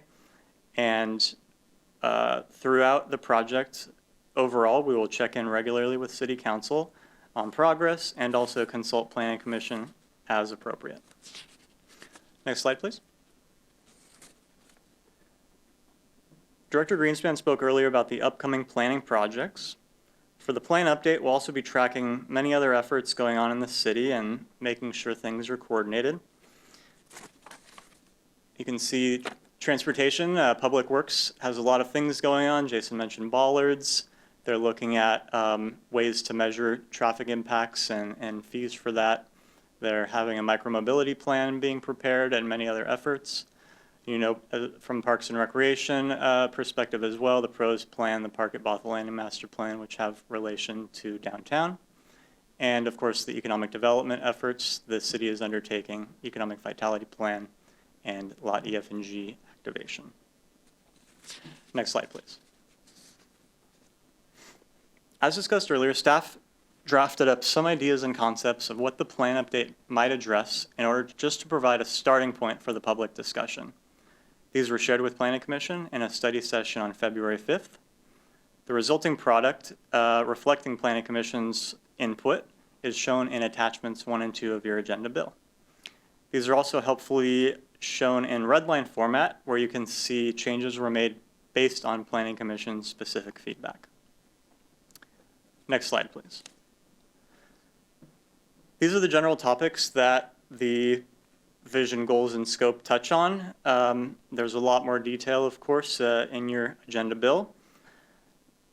Some of the things here, you can see public space, something in that topic would be discussing the future of Main Street. Sub-area boundaries, are there changes to maybe some of the zones and districts within the sub-area, or maybe the sub-area itself? Transportation and parking, Jason mentioned sort of looking at things in a more multimodal way, so we'll be addressing that. And sort of that also involves keeping track of, what's going on with downtown parking. Yeah, many other areas here and what's shown in the scope. Next slide, please. Planning Commission feedback is really described in detail in attachment 4, but I've put a very basic list here. And to put some more information on these bullet points, we heard to clarify the equity lens as it relates to the plan update. That would be in the vision attachment. Also to better reflect the 2009 vision and goals more closely, to address retention of existing businesses and not just attraction of businesses. Emphasize the integration of downtown and UW Bothell, Cascadia College, as well as integration with Sammamish River and all the trails around. Plan monitoring after adoption should utilize SMART goals, specific, measurable, achievable, relevant, and time-bound for tracking and monitoring the fulfillment of the plan. Also to emphasize public-private partnerships in the plan update, consider all options for underutilized properties, streamline development standards with a strong mind to the community and the city's desire to, of course, retain the spirit of those things. Incorporate the spirit of experimentation, monitoring, and improvement in the plan and the future of downtown. Use pilot programs. Address curb management for freight and passenger loading. Address parking enforcement. Include economic development and employment strategies based on Bothell specifically and the challenges that our businesses face. Integrate climate resilience and adaptation throughout the plan, and to work with tribes to honor their contributions and cultural resources in the area. Next slide, please. Now I'll pass this presentation over to my colleague, Megan Rigney. Hello. So yeah, I'm Megan. I'm a planner with the Community Development Department. And tonight we're going to be talking about the preliminary community engagement plan, which starts at attachment 3 in the agenda packet. Next slide, please. So there are 5 goals with a community engagement plan. First, to ensure inclusive participation by engaging all community members with special attention to historically underrepresented community groups. Ensuring that all voices are heard will help create a plan that reflects the community's needs. Second, make meaningful engagement by prioritizing accessible and interactive engagement methods that create opportunities for deeper dialogue and allow the public to help shape policy decisions rather than just being informed.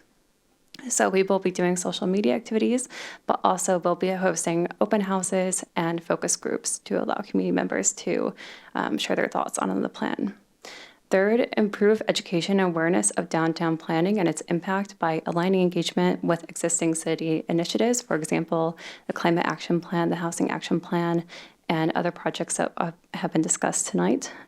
Fourth, maintain transparency and accountability to build strong long-term relationships with community members. And finally, fifth, plan with the future in mind by inspiring community-driven ideas that enhance public spaces, support small businesses, and improve mobility, ensuring that the downtown remains a vibrant and welcoming place for all. Next slide, please. So they're the key community members in mind. If you want a more thorough stakeholder list, please refer to page 176 in the agenda packet. But the 2 major groups are people with a vested interest in the future of downtown Bothell. So anyone who lives, works, plays, or learns in downtown Bothell, and anyone who aspires to but currently cannot, and then underrepresented priority populations. Next slide, please. And we presented this community engagement plan to Planning Commission, and they provide a lot of really great feedback. First, we show them a list of stakeholders that we have in mind to do outreach with, and they provided other names and community members to reach out to based on their network ties. Second, they encourage us to increase transparency and public engagement by clearly communicating how public input informs the final plan and specifying the purpose of each engagement tool, whether we're informing the participants or asking for their direct collaboration. Third, this is optional, but at every opportunity that we have, we'll ask for participants to provide their demographics optionally so that we can make sure that we're not just saying that we're doing an equitable approach, but that we have data to back that we're doing an equitable approach by benchmarking against City of Bothell demographics and then the demographics of the people that we are engaging in this process. And finally, fourth, we'll be assessing resource needs and effective use and consultants. This is a big undertaking, and the Community Development Department has several projects going on, so we want to make sure that we're effectively using our staff resources to really do a good job on community engagement. And next slide, please. Thank you, Megan. Thank you, Megan. So back to those prompting questions from the beginning. These might help guide today's conversation, but of course the table would be open. To conclude, next slide. Today's study session, once again, is to provide council the opportunity for discussion and feedback on the vision, the preliminary vision, goals, scope, and community engagement plan. And I will thank you for your time. And if we could return to the slide prior, please.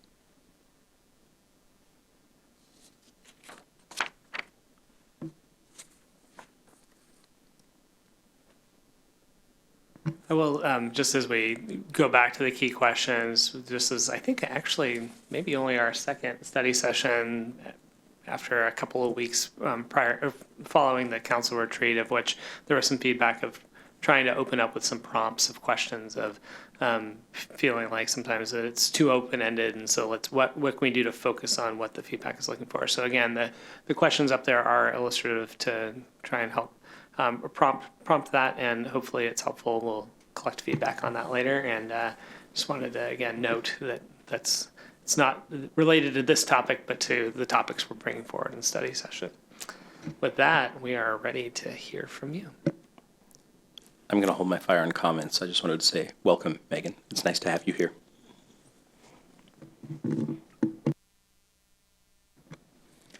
I'll jump in. It's good to see you both here, and really grateful for your contributions to the project, and that this is kind of where you get to jump in and help us figure out what the next 15 years is going to be like. I do want to take just a second to reflect on the previous downtown plan. I remember when it was like new and like an aspirational thing in the community. And I just remember kind of some of the like enthusiasm from the city and the community to contribute to it. And I feel like we've only just built on that ever since. That there are more people who are informed and engaged and interested in contributing to these conversations at the city level.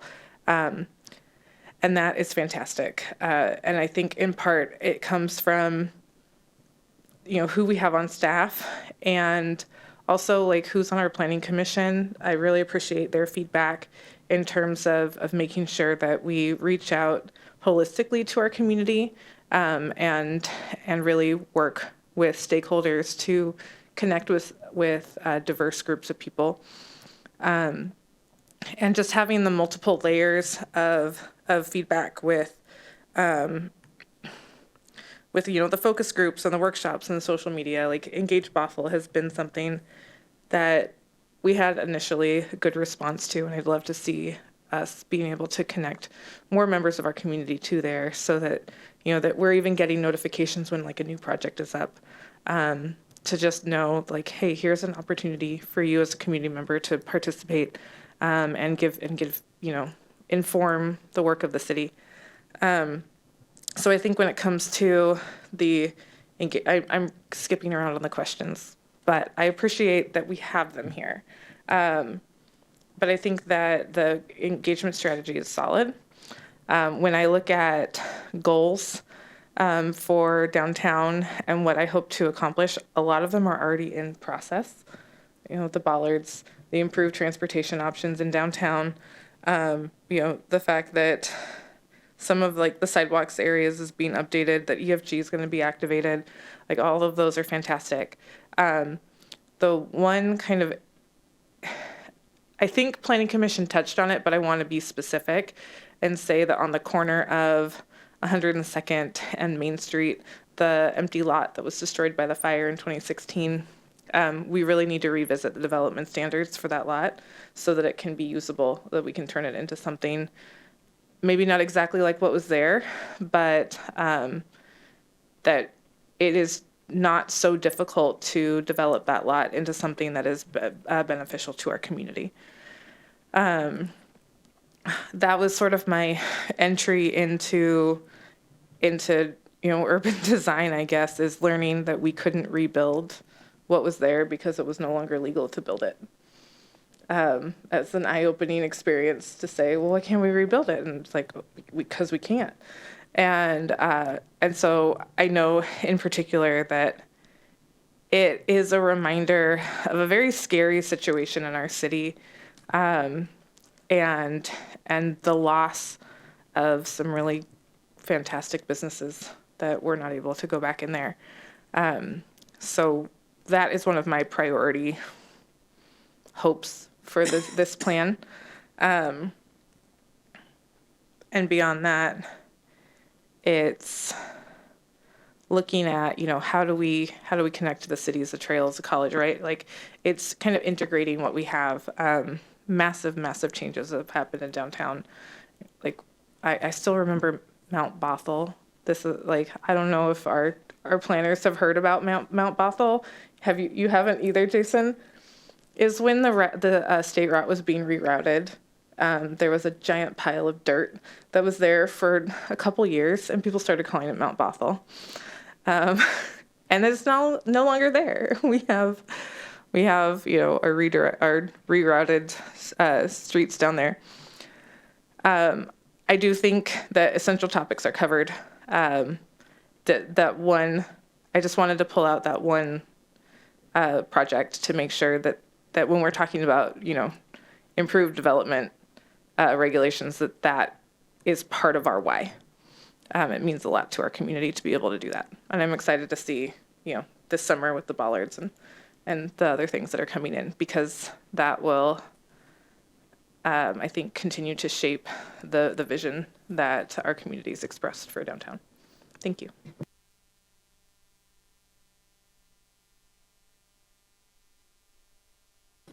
I'll jump in here and be real quick, hopefully. Very good points from Councilmember Alders, especially we all mourn the loss of the cafe, and I don't know if a business will ever want to come in back onto Main Street on Bothell, but we'd have a lot of enthusiastic people who would enjoy having access to that. I check all the boxes on the first three questions. The fourth question about community engagement, everybody's going to get tired of hearing me say this, but I really want to encourage you and Planning Commission and City Council that when the community comes and says, we have concerns about XYZ, that we don't use the dismissive phrase of change is scary. I think everybody who has lived longer than 10 years here on planet Earth has experienced a lot of change, and they know change is different. But I would love to hear reports that on occasion a plan is put forward and it is modified, not erased, but it is modified based on input from the public. I have not heard that happen as of late for a while, of where we're making plans and the community goes, time out, we need you to soften the edge of something. You can think of examples. I would love to know that when we listen to the community, that we do soften some of the edges of our plans based on what the community has weighed in, because that's how people are not marginalized. And I remember the last plan when it was put into place. I was in the peanut gallery. And I had a conversation with someone who owned a small business up just where Main Street becomes Beardsley. And they had problems with the neighbors. And their comment to me was, "You don't understand. I have all my money, all my investment is in this building." And my comment to them was, they were being pretty derogatory to some of the neighbors who had concerns. I said, "You don't understand. They have all their money and investment in their home." And so we need to have some respect for people who are here for creating business and people who are here who are calling it home. How do we meet and come together and come up with something that works for everyone? And I'm so glad that's your problem to solve and it's not my problem to solve. But I just wanted to lay that out there as you listen. You got a challenging job ahead of you. But I will be looking for, is everybody heard on some level? So thanks.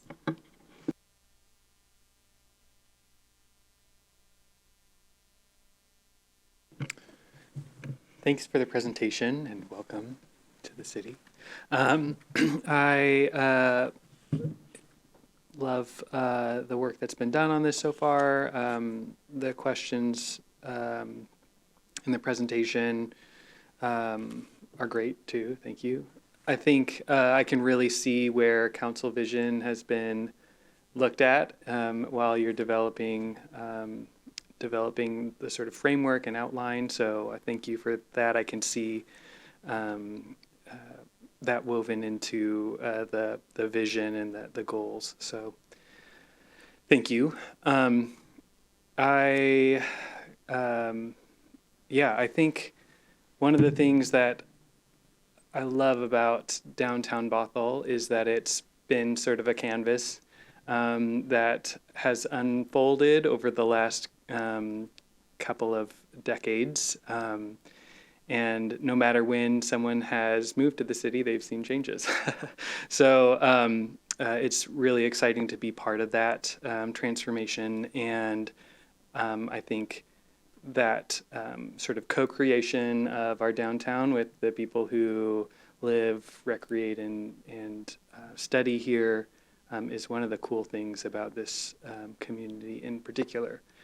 That being said, I think the 2009 plan, while visionary at the time, we know now how it turned out. And I'm wondering if we can always do more studies and get more information and make more dashboards, but I'm wondering about what were the lessons learned from the 2009, and has that been like, have we really pontificated enough about the changes that we were looking to make back then and how they ended up sort of coming to fruition? I think of some of the assumptions that we made back in 2009 and carried forward into other planning documents and updates and amendments. One of which I can think of right off the bat is the assumption that adding too much retail opportunity to our downtown area could flood the market and be ruinous to the character of downtown. And now we see apartment buildings going up in downtown without spaces, and we hear the the pleas and the cries of help from the business community saying, like, we want to bring our businesses to downtown Bothell, but there's no space, there's no variety of spaces, there's no flexible use spaces, and we want to be part of the community, but we feel like we're being left behind and we can't. And so I'm wondering about like those assumptions that we'll be going into now. We don't know what assumptions necessarily we're making and how they will turn out in the future, but if we can learn a little bit from the assumptions that we made before and be more critical of like, how are we either correcting or overcorrecting or just managing our expectations as we plan for the future. I think that would be really helpful to at least get maybe an executive summary with some high-level things about what the key vision, project vision and goals of the 2009 plan were and how it kind of came to fruition or it did not, and how we can learn from that. So I think that'd be helpful. I'd like to see something like that. Yeah, I think that development is totally dependent on external forces too. So we can't just plan our way into Oz or whatever. But I think the community engagement strategy too, for that last bullet, is really important. And I like what you mentioned about how there are different levels of engagement that we'll be requesting from folks, and being really upfront with them about where their feedback will be used is going to be helpful for them to gauge their time involvement too, to see whether, like, if this is something that is going to be guiding the document and they're going to see their comments and their feedback be carried forward into policy that's going to be proposed to council, they might want to weigh more in on it. Or if it's just something a little bit more superficial or getting some like vibe checks, maybe that's not as worth their time. And so they can, that's being more respectful of the community's time too, because it does take energy to participate. And I think folks like to see that their feedback is being incorporated. And so that IAP2, the spectrum of public participation, is a really helpful framework. And I think being really transparent and highly visible about what level of engagement we're requesting at any individual time is going to be really critical. That being said, I think the open houses that we've done in person have been really tremendously impactful, both for the attendees from the community as well as us as decision makers. I think being in a space where we can have more like instantaneous feedback and communication is, there are few and far between opportunities for that. And so the more that we can curate those opportunities for folks, the better. And I know that it's difficult because not everyone is available all the time for in-person gatherings, but the ones that the city has done so far have been really cool, really helpful, and I'd like to see that that be carried forward too. So full endorse. Thank you for your work.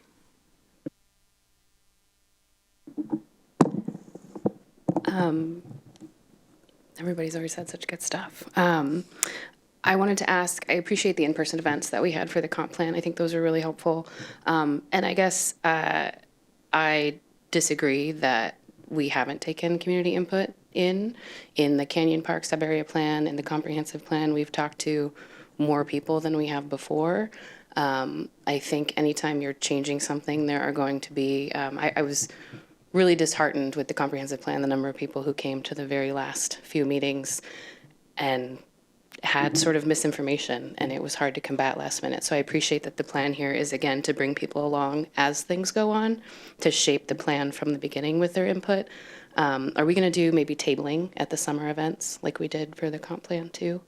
I think that could be really cool. I think there's having people come to us and then going out to where they are, and both are really effective.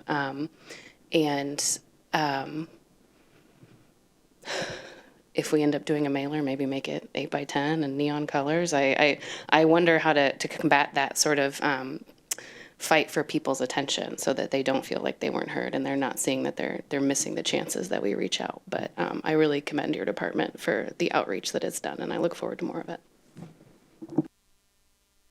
I think one thing that we learned with the comprehensive plan outreach is that we need to circle back at all times with those that have participated.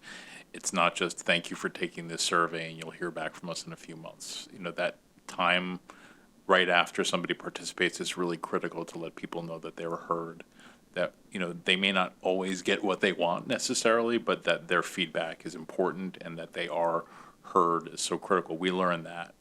And that way, hopefully, we will have people along for the entire ride versus just towards the end. And part of that, in addition, is showing people here's what we did and here's how we changed things based on, the feedback we heard. So it's exactly like making sure their investment is worthwhile is definitely in our plan, engagement plan. And Engage Bothell has been really helpful with that because people often sign up with their email or with like a username, and then we can kind of track their participation in at least the online events. And then also with in-person events, we plan to have sign-up sheets so that, we can also, get back to people through like email or phone or whatever.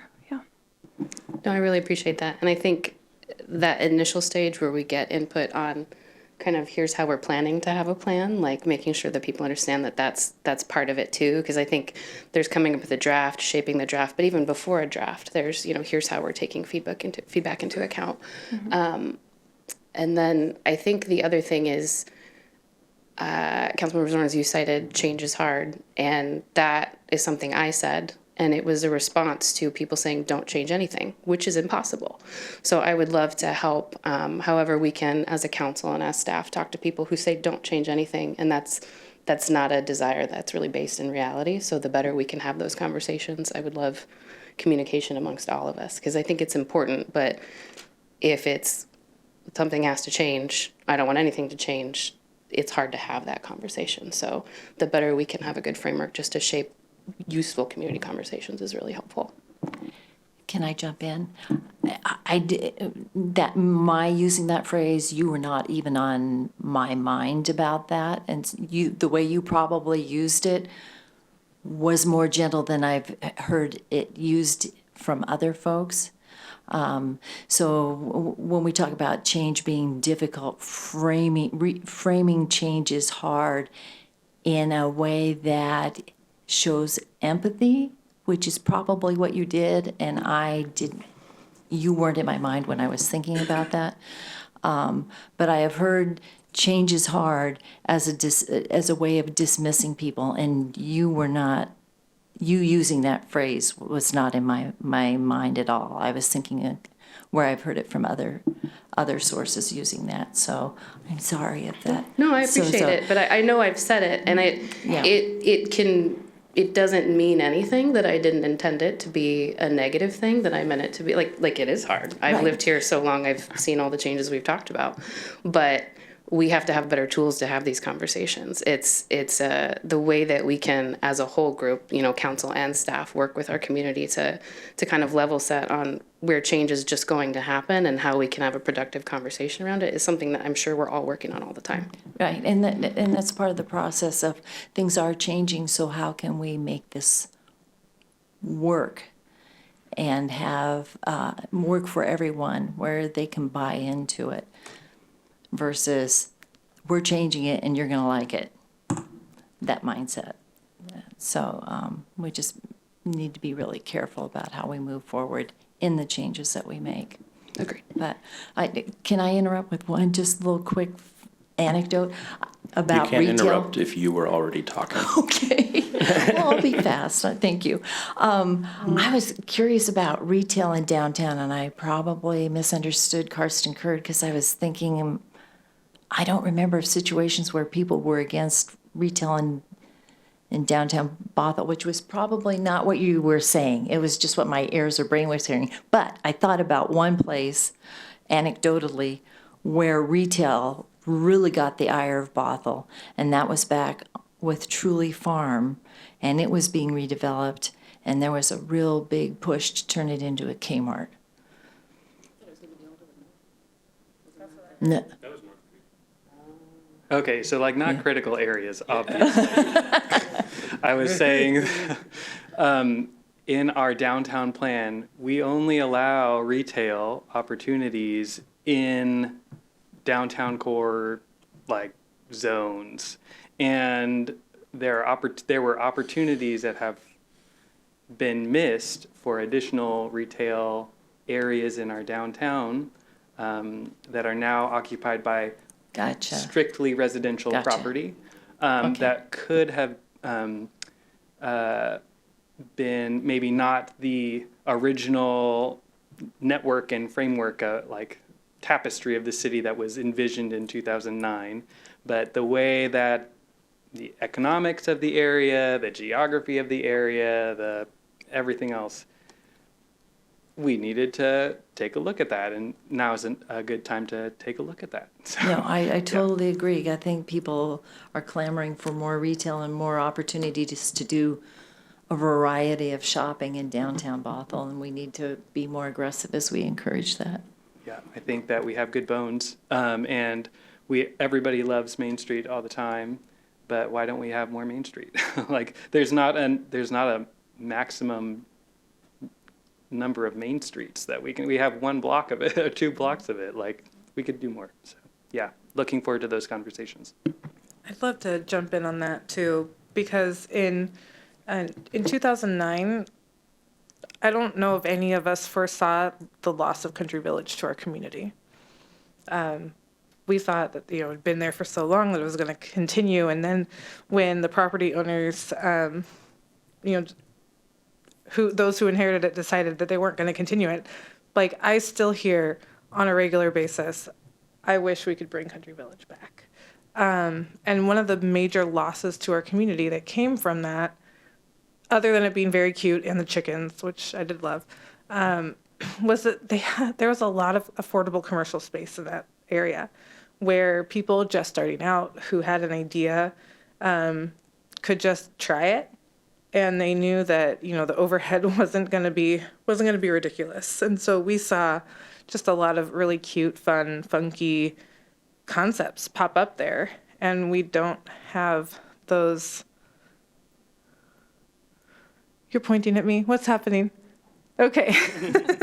That we don't have, we have yet to like problem solve that loss to our community, other than, you know, there's housing there now.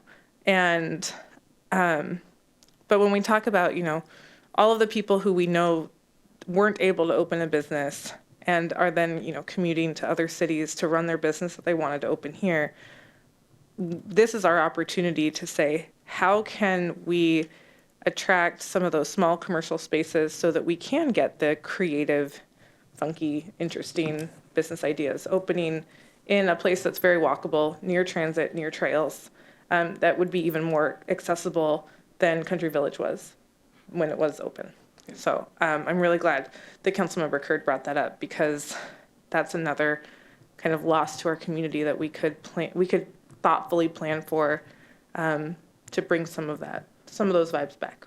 And while I couldn't see the point, I suspect it may have had something to do with that tie back into Lottie F&G and the temporary activation, and how we can also draw in what are we learning from the success or the use of the pop shops in this interim time of what are the things that are working there, how does that get built into a broader plan of not just a program, but an overall plan. So I think that was that's an a good excellent tie. yes and. It was not on my mind, but that was a good yes and. Thank you. I'm going to sneak in, and then I think it's the deputy mayor's turn. Sorry, deputy mayor.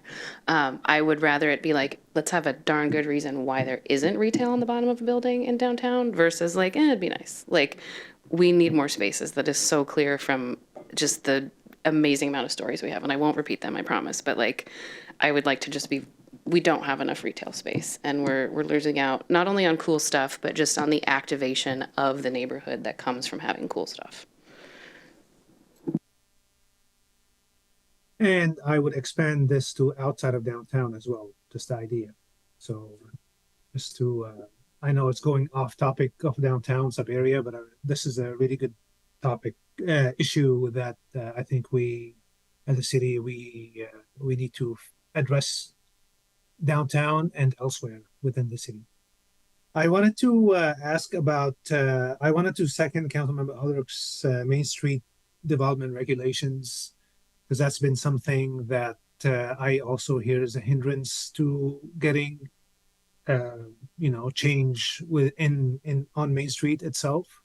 So I'd like to, it'll be good to get clarification in the plan or dive deeper into regulations of that.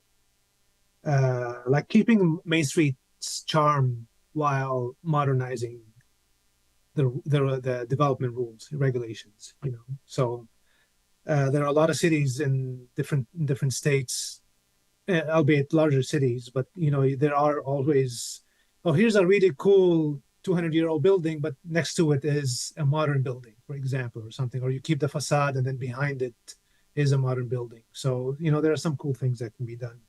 And there are examples around the country. I'm sure you guys know more than I do about this. I appreciated also Council Members Kurd's suggestion to review lessons learned from the 2009 plan. Retail is one thing, but I'm sure there are other assumptions made, and at the time that will be good to review and see what worked and what could be improved upon. The question I have is a clarification on the plan also, is the item 7, which is modification to downtown sub-area boundaries. It mentions a couple of neighborhoods and says countywide growth center eligibility. Can you expand on what you mean by that item? And are those the only things we're considering? The details under the sub-area boundary category are, I would say, examples or possibilities that we would raise with or as part of the engagement process. So there's not necessarily a specific direction one way or the other. Just to open that discussion up is mainly what that represents. Maybe Jason wants to talk about the countywide center. Yes, I mentioned this, I think, at another recent city council meeting, in that the Puget Sound Regional Council will be taking another look at countywide centers and the criteria that are applied to those communities that wish to be designated as centers.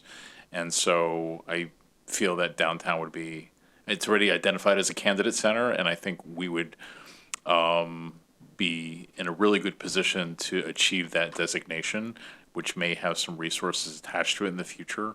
So it's a great opportunity for us to engage with our regional partner with downtown and be able to look at those boundaries through that lens as well, because they have some specific criteria on population density, amount of businesses within a certain boundary. So I think that's something that we want to look at with this downtown sub-area update, is are those boundaries and are the regulations in place within the downtown sub-area making us suitable for that center designation. That makes sense. Thank you. Really appreciate it. That'll be really cool to have another center. We know we have Canyon Park, so having this also reviewed will be a good one. So yeah, thank you for clarifying. So this is really just identifying what can be done around this particular topic. Then we don't have. How are we going to then guide, the feedback or the discussions we have here as we move along this plan, if we don't have a set, or a set scope? The idea is to have the input from the public, as well as decision makers, county council, other major stakeholders, to actually guide the updates to the plan. So, I think staff is envisioning, like, we're not the driver here. This is not our plan, right? It's the community of Bothell's plan. So it's all open-ended as far as we're concerned. So.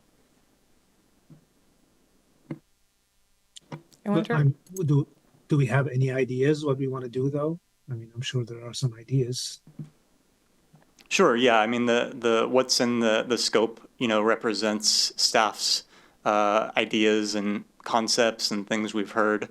But again, these would be part of the public discussion, and definitely not like staff says we're going to do this in the update, so that's what we're going to do. Mm-hmm. So. Oh.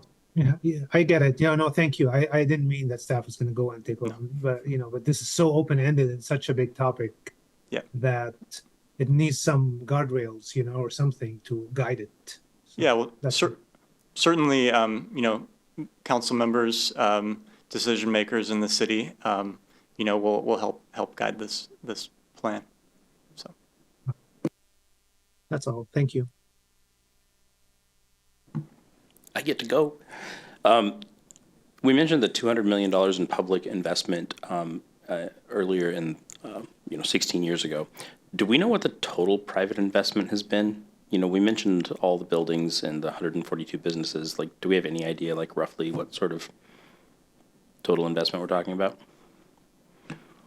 We can look into whether we have those figures, the local infrastructure financing tool information that we were able to pull that number from might have some quantification.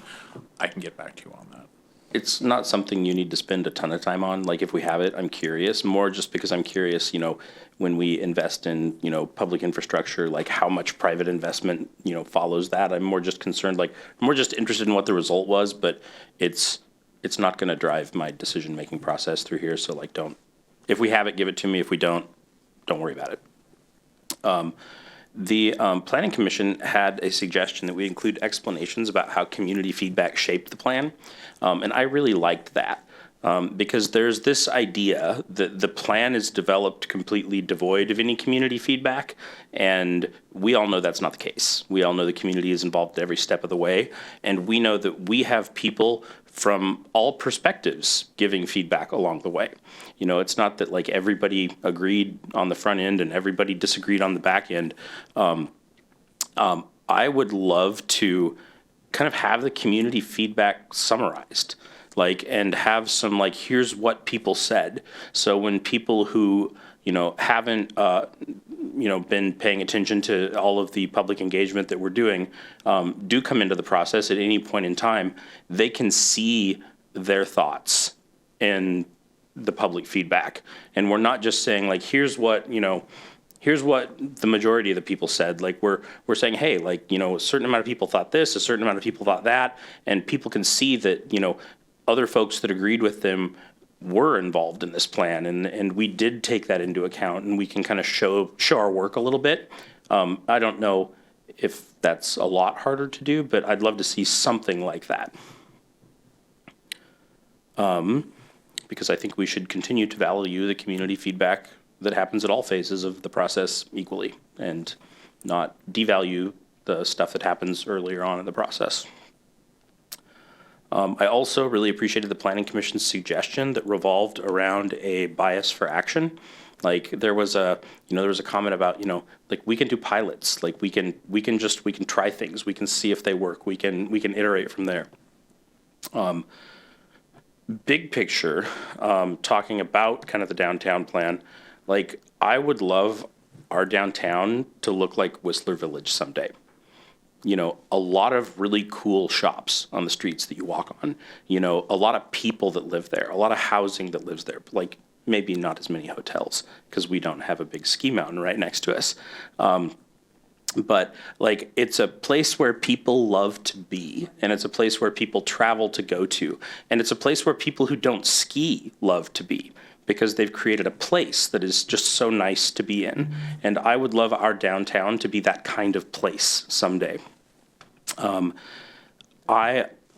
Say what? Exactly. Obviously, there's not a single topic that everyone agrees on. The lion's share of people I speak to in Bothell really enjoy the changes that we've seen in downtown over the last 16 years. And I've talked to a lot of people who have moved here in one of these new buildings simply because they really liked it. It was a place that they could see themselves living in. I think we've got something really good going here, and I think we should keep going. And I think we should make it better. And this downtown that we built is a 16-year-old plan, and I'm excited to see what that looks like now. A couple big picture things. I would like to see fewer downtown zones. Our downtown zoning seems very micromanaged. I've talked to community members that have properties that a portion of the property is in a different zone than the other. And they're not sure what they can build there because how does this work? I think we should simplify quite a bit and build a downtown and worry less about tapering within the downtown, because I really don't like unused vertical space.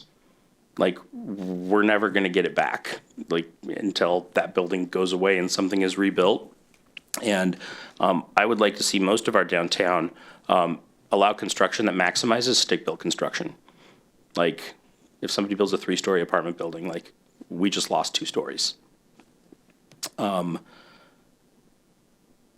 would love, Councilmember Curd brought up retail, and I totally agree. And that's one of the things about the different zones that we have. Like, some require retail, some don't. Some require them on some side of the side of the street and not the other side of the street. And every time a building gets built, when there's no retail on it, like, we have created a block of concrete that isn't going to go away for a long time. And that makes me sad. So I would love to see more retail. I'd love to see more small scale retail. Like, I totally dig the restaurants, like, they're awesome, but like, I'd really like to have like 1,000, 2,000 square foot retail spaces that are a little smaller, because not every business needs that much room. And I'd like to see more businesses to have a more vibrant streetscape and just a better variety of what we have down here. In the next plan, I would also love a way to make mass timber construction viable in our downtown zoning. And I understand that probably means taller height limits. I don't know what makes that construction viable, but I do know that the embodied carbon is way less, and there are some really gorgeous buildings out there that I would love to see here. Councilmember Aldrich's brought up the lot on the corner of 102nd and Main, and I totally agree with her. The pit is for Parks and Rec. Like I would like to not have that there. I would like to have a building that is contributing to the vibrancy of Bothell.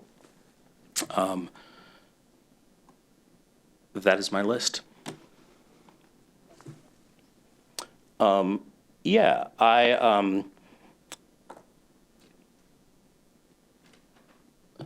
Yes, and I gave some feedback on the community engagement strategy, but everything else, yes, I like what you brought us here tonight. Thank you. It's really helpful feedback for us to hear about the zone boundary issue and some of the regulatory framework for retail. Those are part of the lessons learned, I think, that we can come back with. And are we achieving what the plan wants through the lens of our code? And we intentionally, when we went forward with the comprehensive plan and the flume, if you recall that, we really did not touch the land use framework in downtown because we knew this was coming up. Yep. So now's the time to reassess that. Perfect. We're still trying to make flume happen. I remembered, all right, I'm going to pause. Somebody else can talk, and I'm going to try to remember what I was going to say. Deputy Mayor? I think I forgot to lower my hand. Sorry, Councilmember Curd. I was just gonna say, I think with neighborhood scale retail coming in too, like when we get to that point of looking at retail in downtown area, we could maybe, depending on the timeline of everything that's coming up, that was a very nice slide, and I already can't remember the exact times that things are coming up. Maybe we can look at what will be allowed under neighborhood retail versus like the downtown sub area, like keep us on track with the fact that there's a lot of things in error at the same time, I guess. I feel like this is our last round because what we heard tonight was a lot of great ideas, and I think that brought up other thoughts for each of us. So another round sounds good.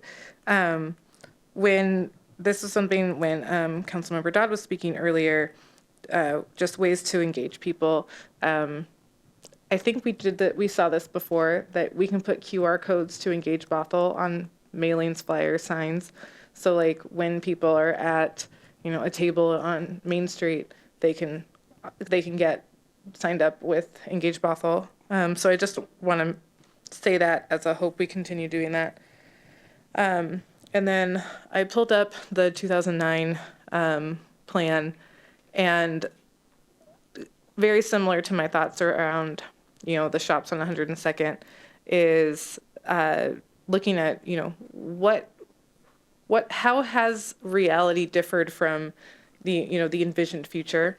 And one of the areas that caught my eye was the city hall lots that have not yet been completed. So we still have, is it one city hall lot that we own?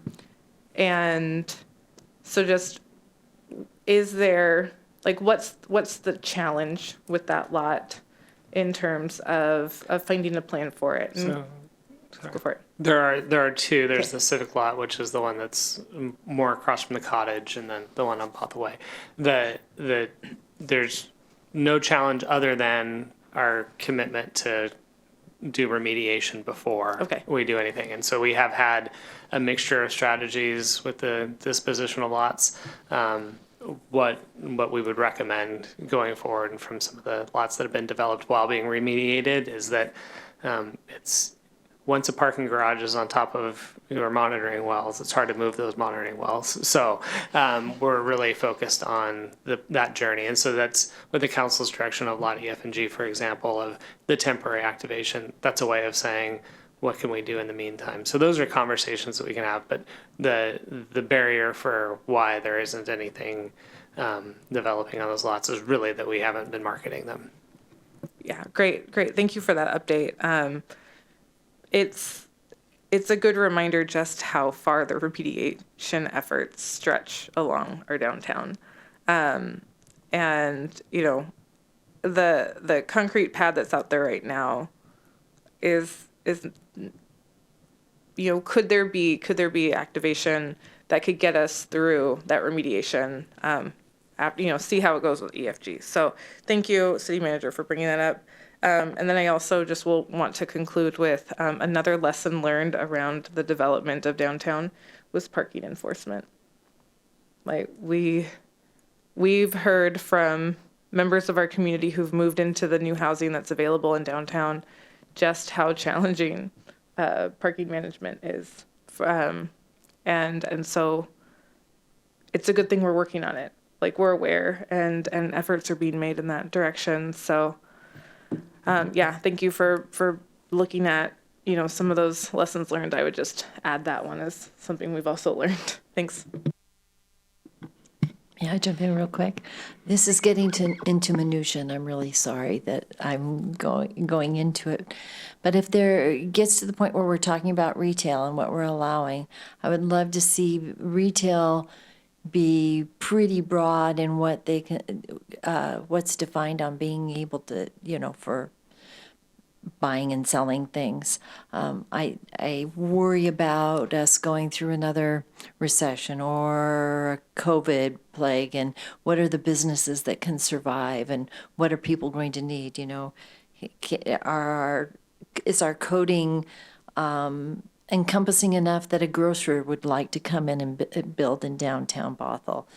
I don't think a fabric store is going to open up ever again, because that's a dying business and they're shutting down across the country. But car parts, hardware, just, when people are more do-it-yourself kind of things, what are the businesses that we can allow to come in and into Bothell as well, and be well served by the people of Bothell, because it meets a need. So all that to say is that when we go to define what retail is, I hope it is a real broad definition so that we can encourage all kinds of business to come in.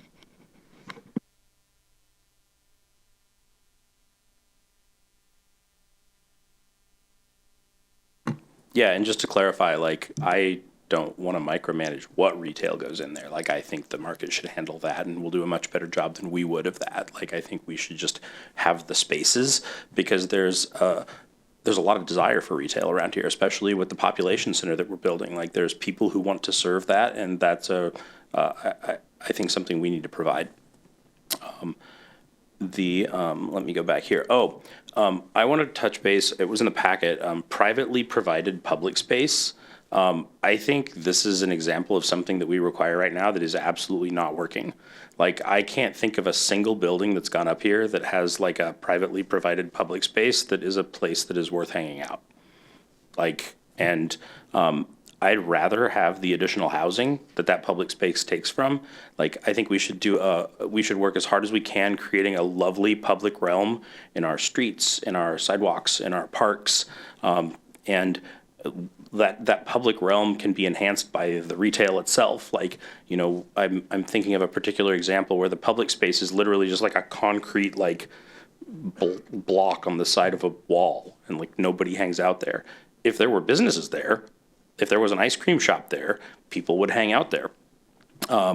So if we require that public space, the developer doesn't want to build anyway, like we get bad public space that's an afterthought and it just turns into a waste of space.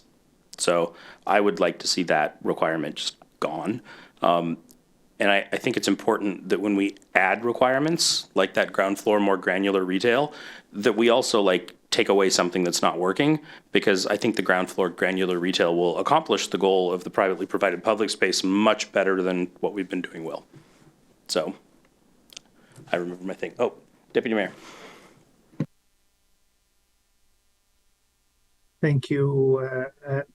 One more thing, I just realized I didn't address the community engagement topic. I really like what you guys have outlined in the agenda packet. The only thing, because my brain immediately goes to project manager mode and wants dates and timelines and all that, which I know it's too much, right? We're not at that stage, but I just wanted to understand what might be the next couple steps which we can go out. And I know, because in the timeline you have set here, and it's probably inaccurate the way, because it's just the way it was aligned, but it's like around mid 2025 or so is when we're going to have something to engage outreach and visioning, I'm assuming, which is actually going out to the community and getting feedback and stuff. But would you clarify that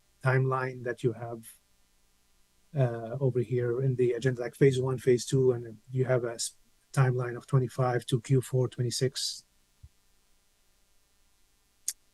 Page, I see you flipping 166. Yes, thank you. Where's the timeline? So I can talk about sort of the phase, the activities under each one. You can see the activities under phase 1, which we're in project preparation. Another part of that that's not shown here is preparing a community profile. And phase 2 also will be sort of reviewing conditions, seeing what things have changed, how many people, live in downtown now. Things like that. So that's sort of the next step for staff is looking at what's the foundation, what's the basis for downtown today, and that's really to set the stage along with what we're discussing today for that public engagement in phase 3. And so phase 2 is sort of what we're going to be doing after this meeting, and phase 3. Don't have a specific time for doing that. We're, I think, aiming for May or June, roughly, is our goal. But we'll have updates on that, more specifics soon. Yeah, no, the only thing I'd add to is just, Deputy Mayor, to your point, we truly do want to hear, from the Planning Commission step and now at the council step, we want to make sure that we've got the work right before we start putting in the timelines, because we don't also want to imply your feedback isn't welcome. It is. So hopefully that helps. And I think one of the things that in check-ins yesterday that we noted that got me out online too is that the Engage Bothell site is live for this project. So thank you to Eric and Megan for getting that up there. And so as we do have the engagement opportunities and as those things are coming up, we have infrastructure ready to go. People who are interested in the project can go sign up for, or this effort can go sign up for alerts now. We'll certainly have the public engagement slides updated and getting information out to the community in all the ways that have been mentioned. So just want to reassure that some of the lack of dates is just really in that we want to make sure if there was a wholesale revision, then we wouldn't those dates wouldn't matter. But I think from what we've gotten tonight, and it sounds like it's pretty. I think we're getting to that point of where I think we're at it. I think we've got what we need to be able to go and now turn this into a project manager approved plan with dates and timelines and dependencies. Are you telling me I need to be quiet now so that we can adjourn? I would never. I would. I'm just kidding. Are you done? I don't want to jump in when you're still going. I am. Thank you. Okay. I'm not sold on getting rid of public open space. As somebody with sporadic mobility issues, sometimes a bench comes in really clutch when I'm walking around downtown and far from my car and far from a park. And it's important to remember that retail implies that you are purchasing something to hang out there. Starbucks very famously is like buy or get out now, which is a change in their strategy. But Starbucks as a large corporation could probably absorb loiterers who do not buy things. Smaller businesses maybe can't. So I'm open to a discussion. I know that when I was on the planning commission, we refined our public open space for downtown because we got some weird little 3x3 patches of grass that were open space but don't actually add anything. But I would love to have a talk about it, but I don't know that I'm on board with just removing it. So the more we can, I think what was really helpful for me, and I'm saying this just as you guys plan for a far out conversation, having sort of the regulations that are proposed mocked up into like what projects of different sizes would have to provide was really helpful. I am not someone who can read development regulations and just in my head think of a blueprint that would fit that. I don't actually know anyone at this table besides you three who are, but yeah, it's an interesting topic, and it's hard because it's so hypothetical, but sometimes those spaces can really help you just enjoy an area longer for whatever reason. And I am completely fine having that conversation, to be clear. But if there are things that we want, I think we should be really explicit about the things that we want. If we want, shade, if we want a place for people to sit, if we want a restroom, if we want a drinking fountain, let's be really explicit about what we're trying to create, and try to create that, is what I would say. Yeah, absolutely. I think of the 3x3 grass space over by the library as okay. Yeah. But there is some cool public open space. I know Councilmember Curtin and I once were we're going to use this public open space today. Sometimes you have to really be really intentional about it. But the more we can just have little surprises out there is pretty fun too. I think there's probably some pet owners that are really happy that 3x3 space exists. That's true. I just thought. So maybe I'm diluting my own point, but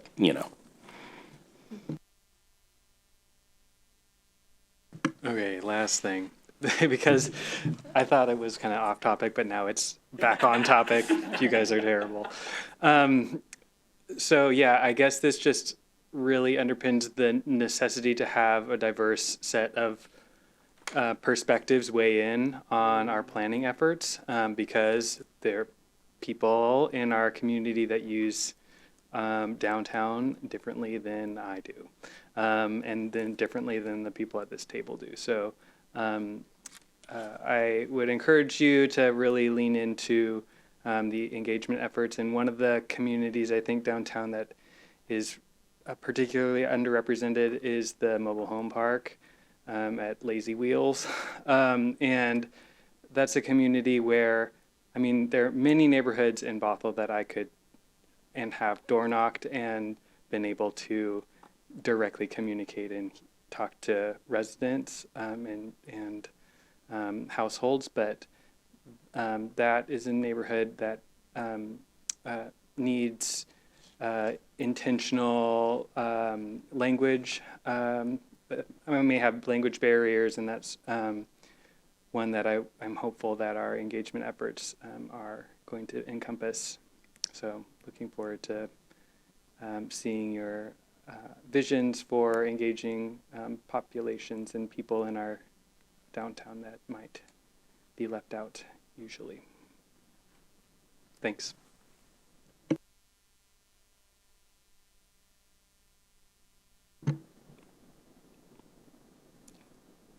We're adjourned.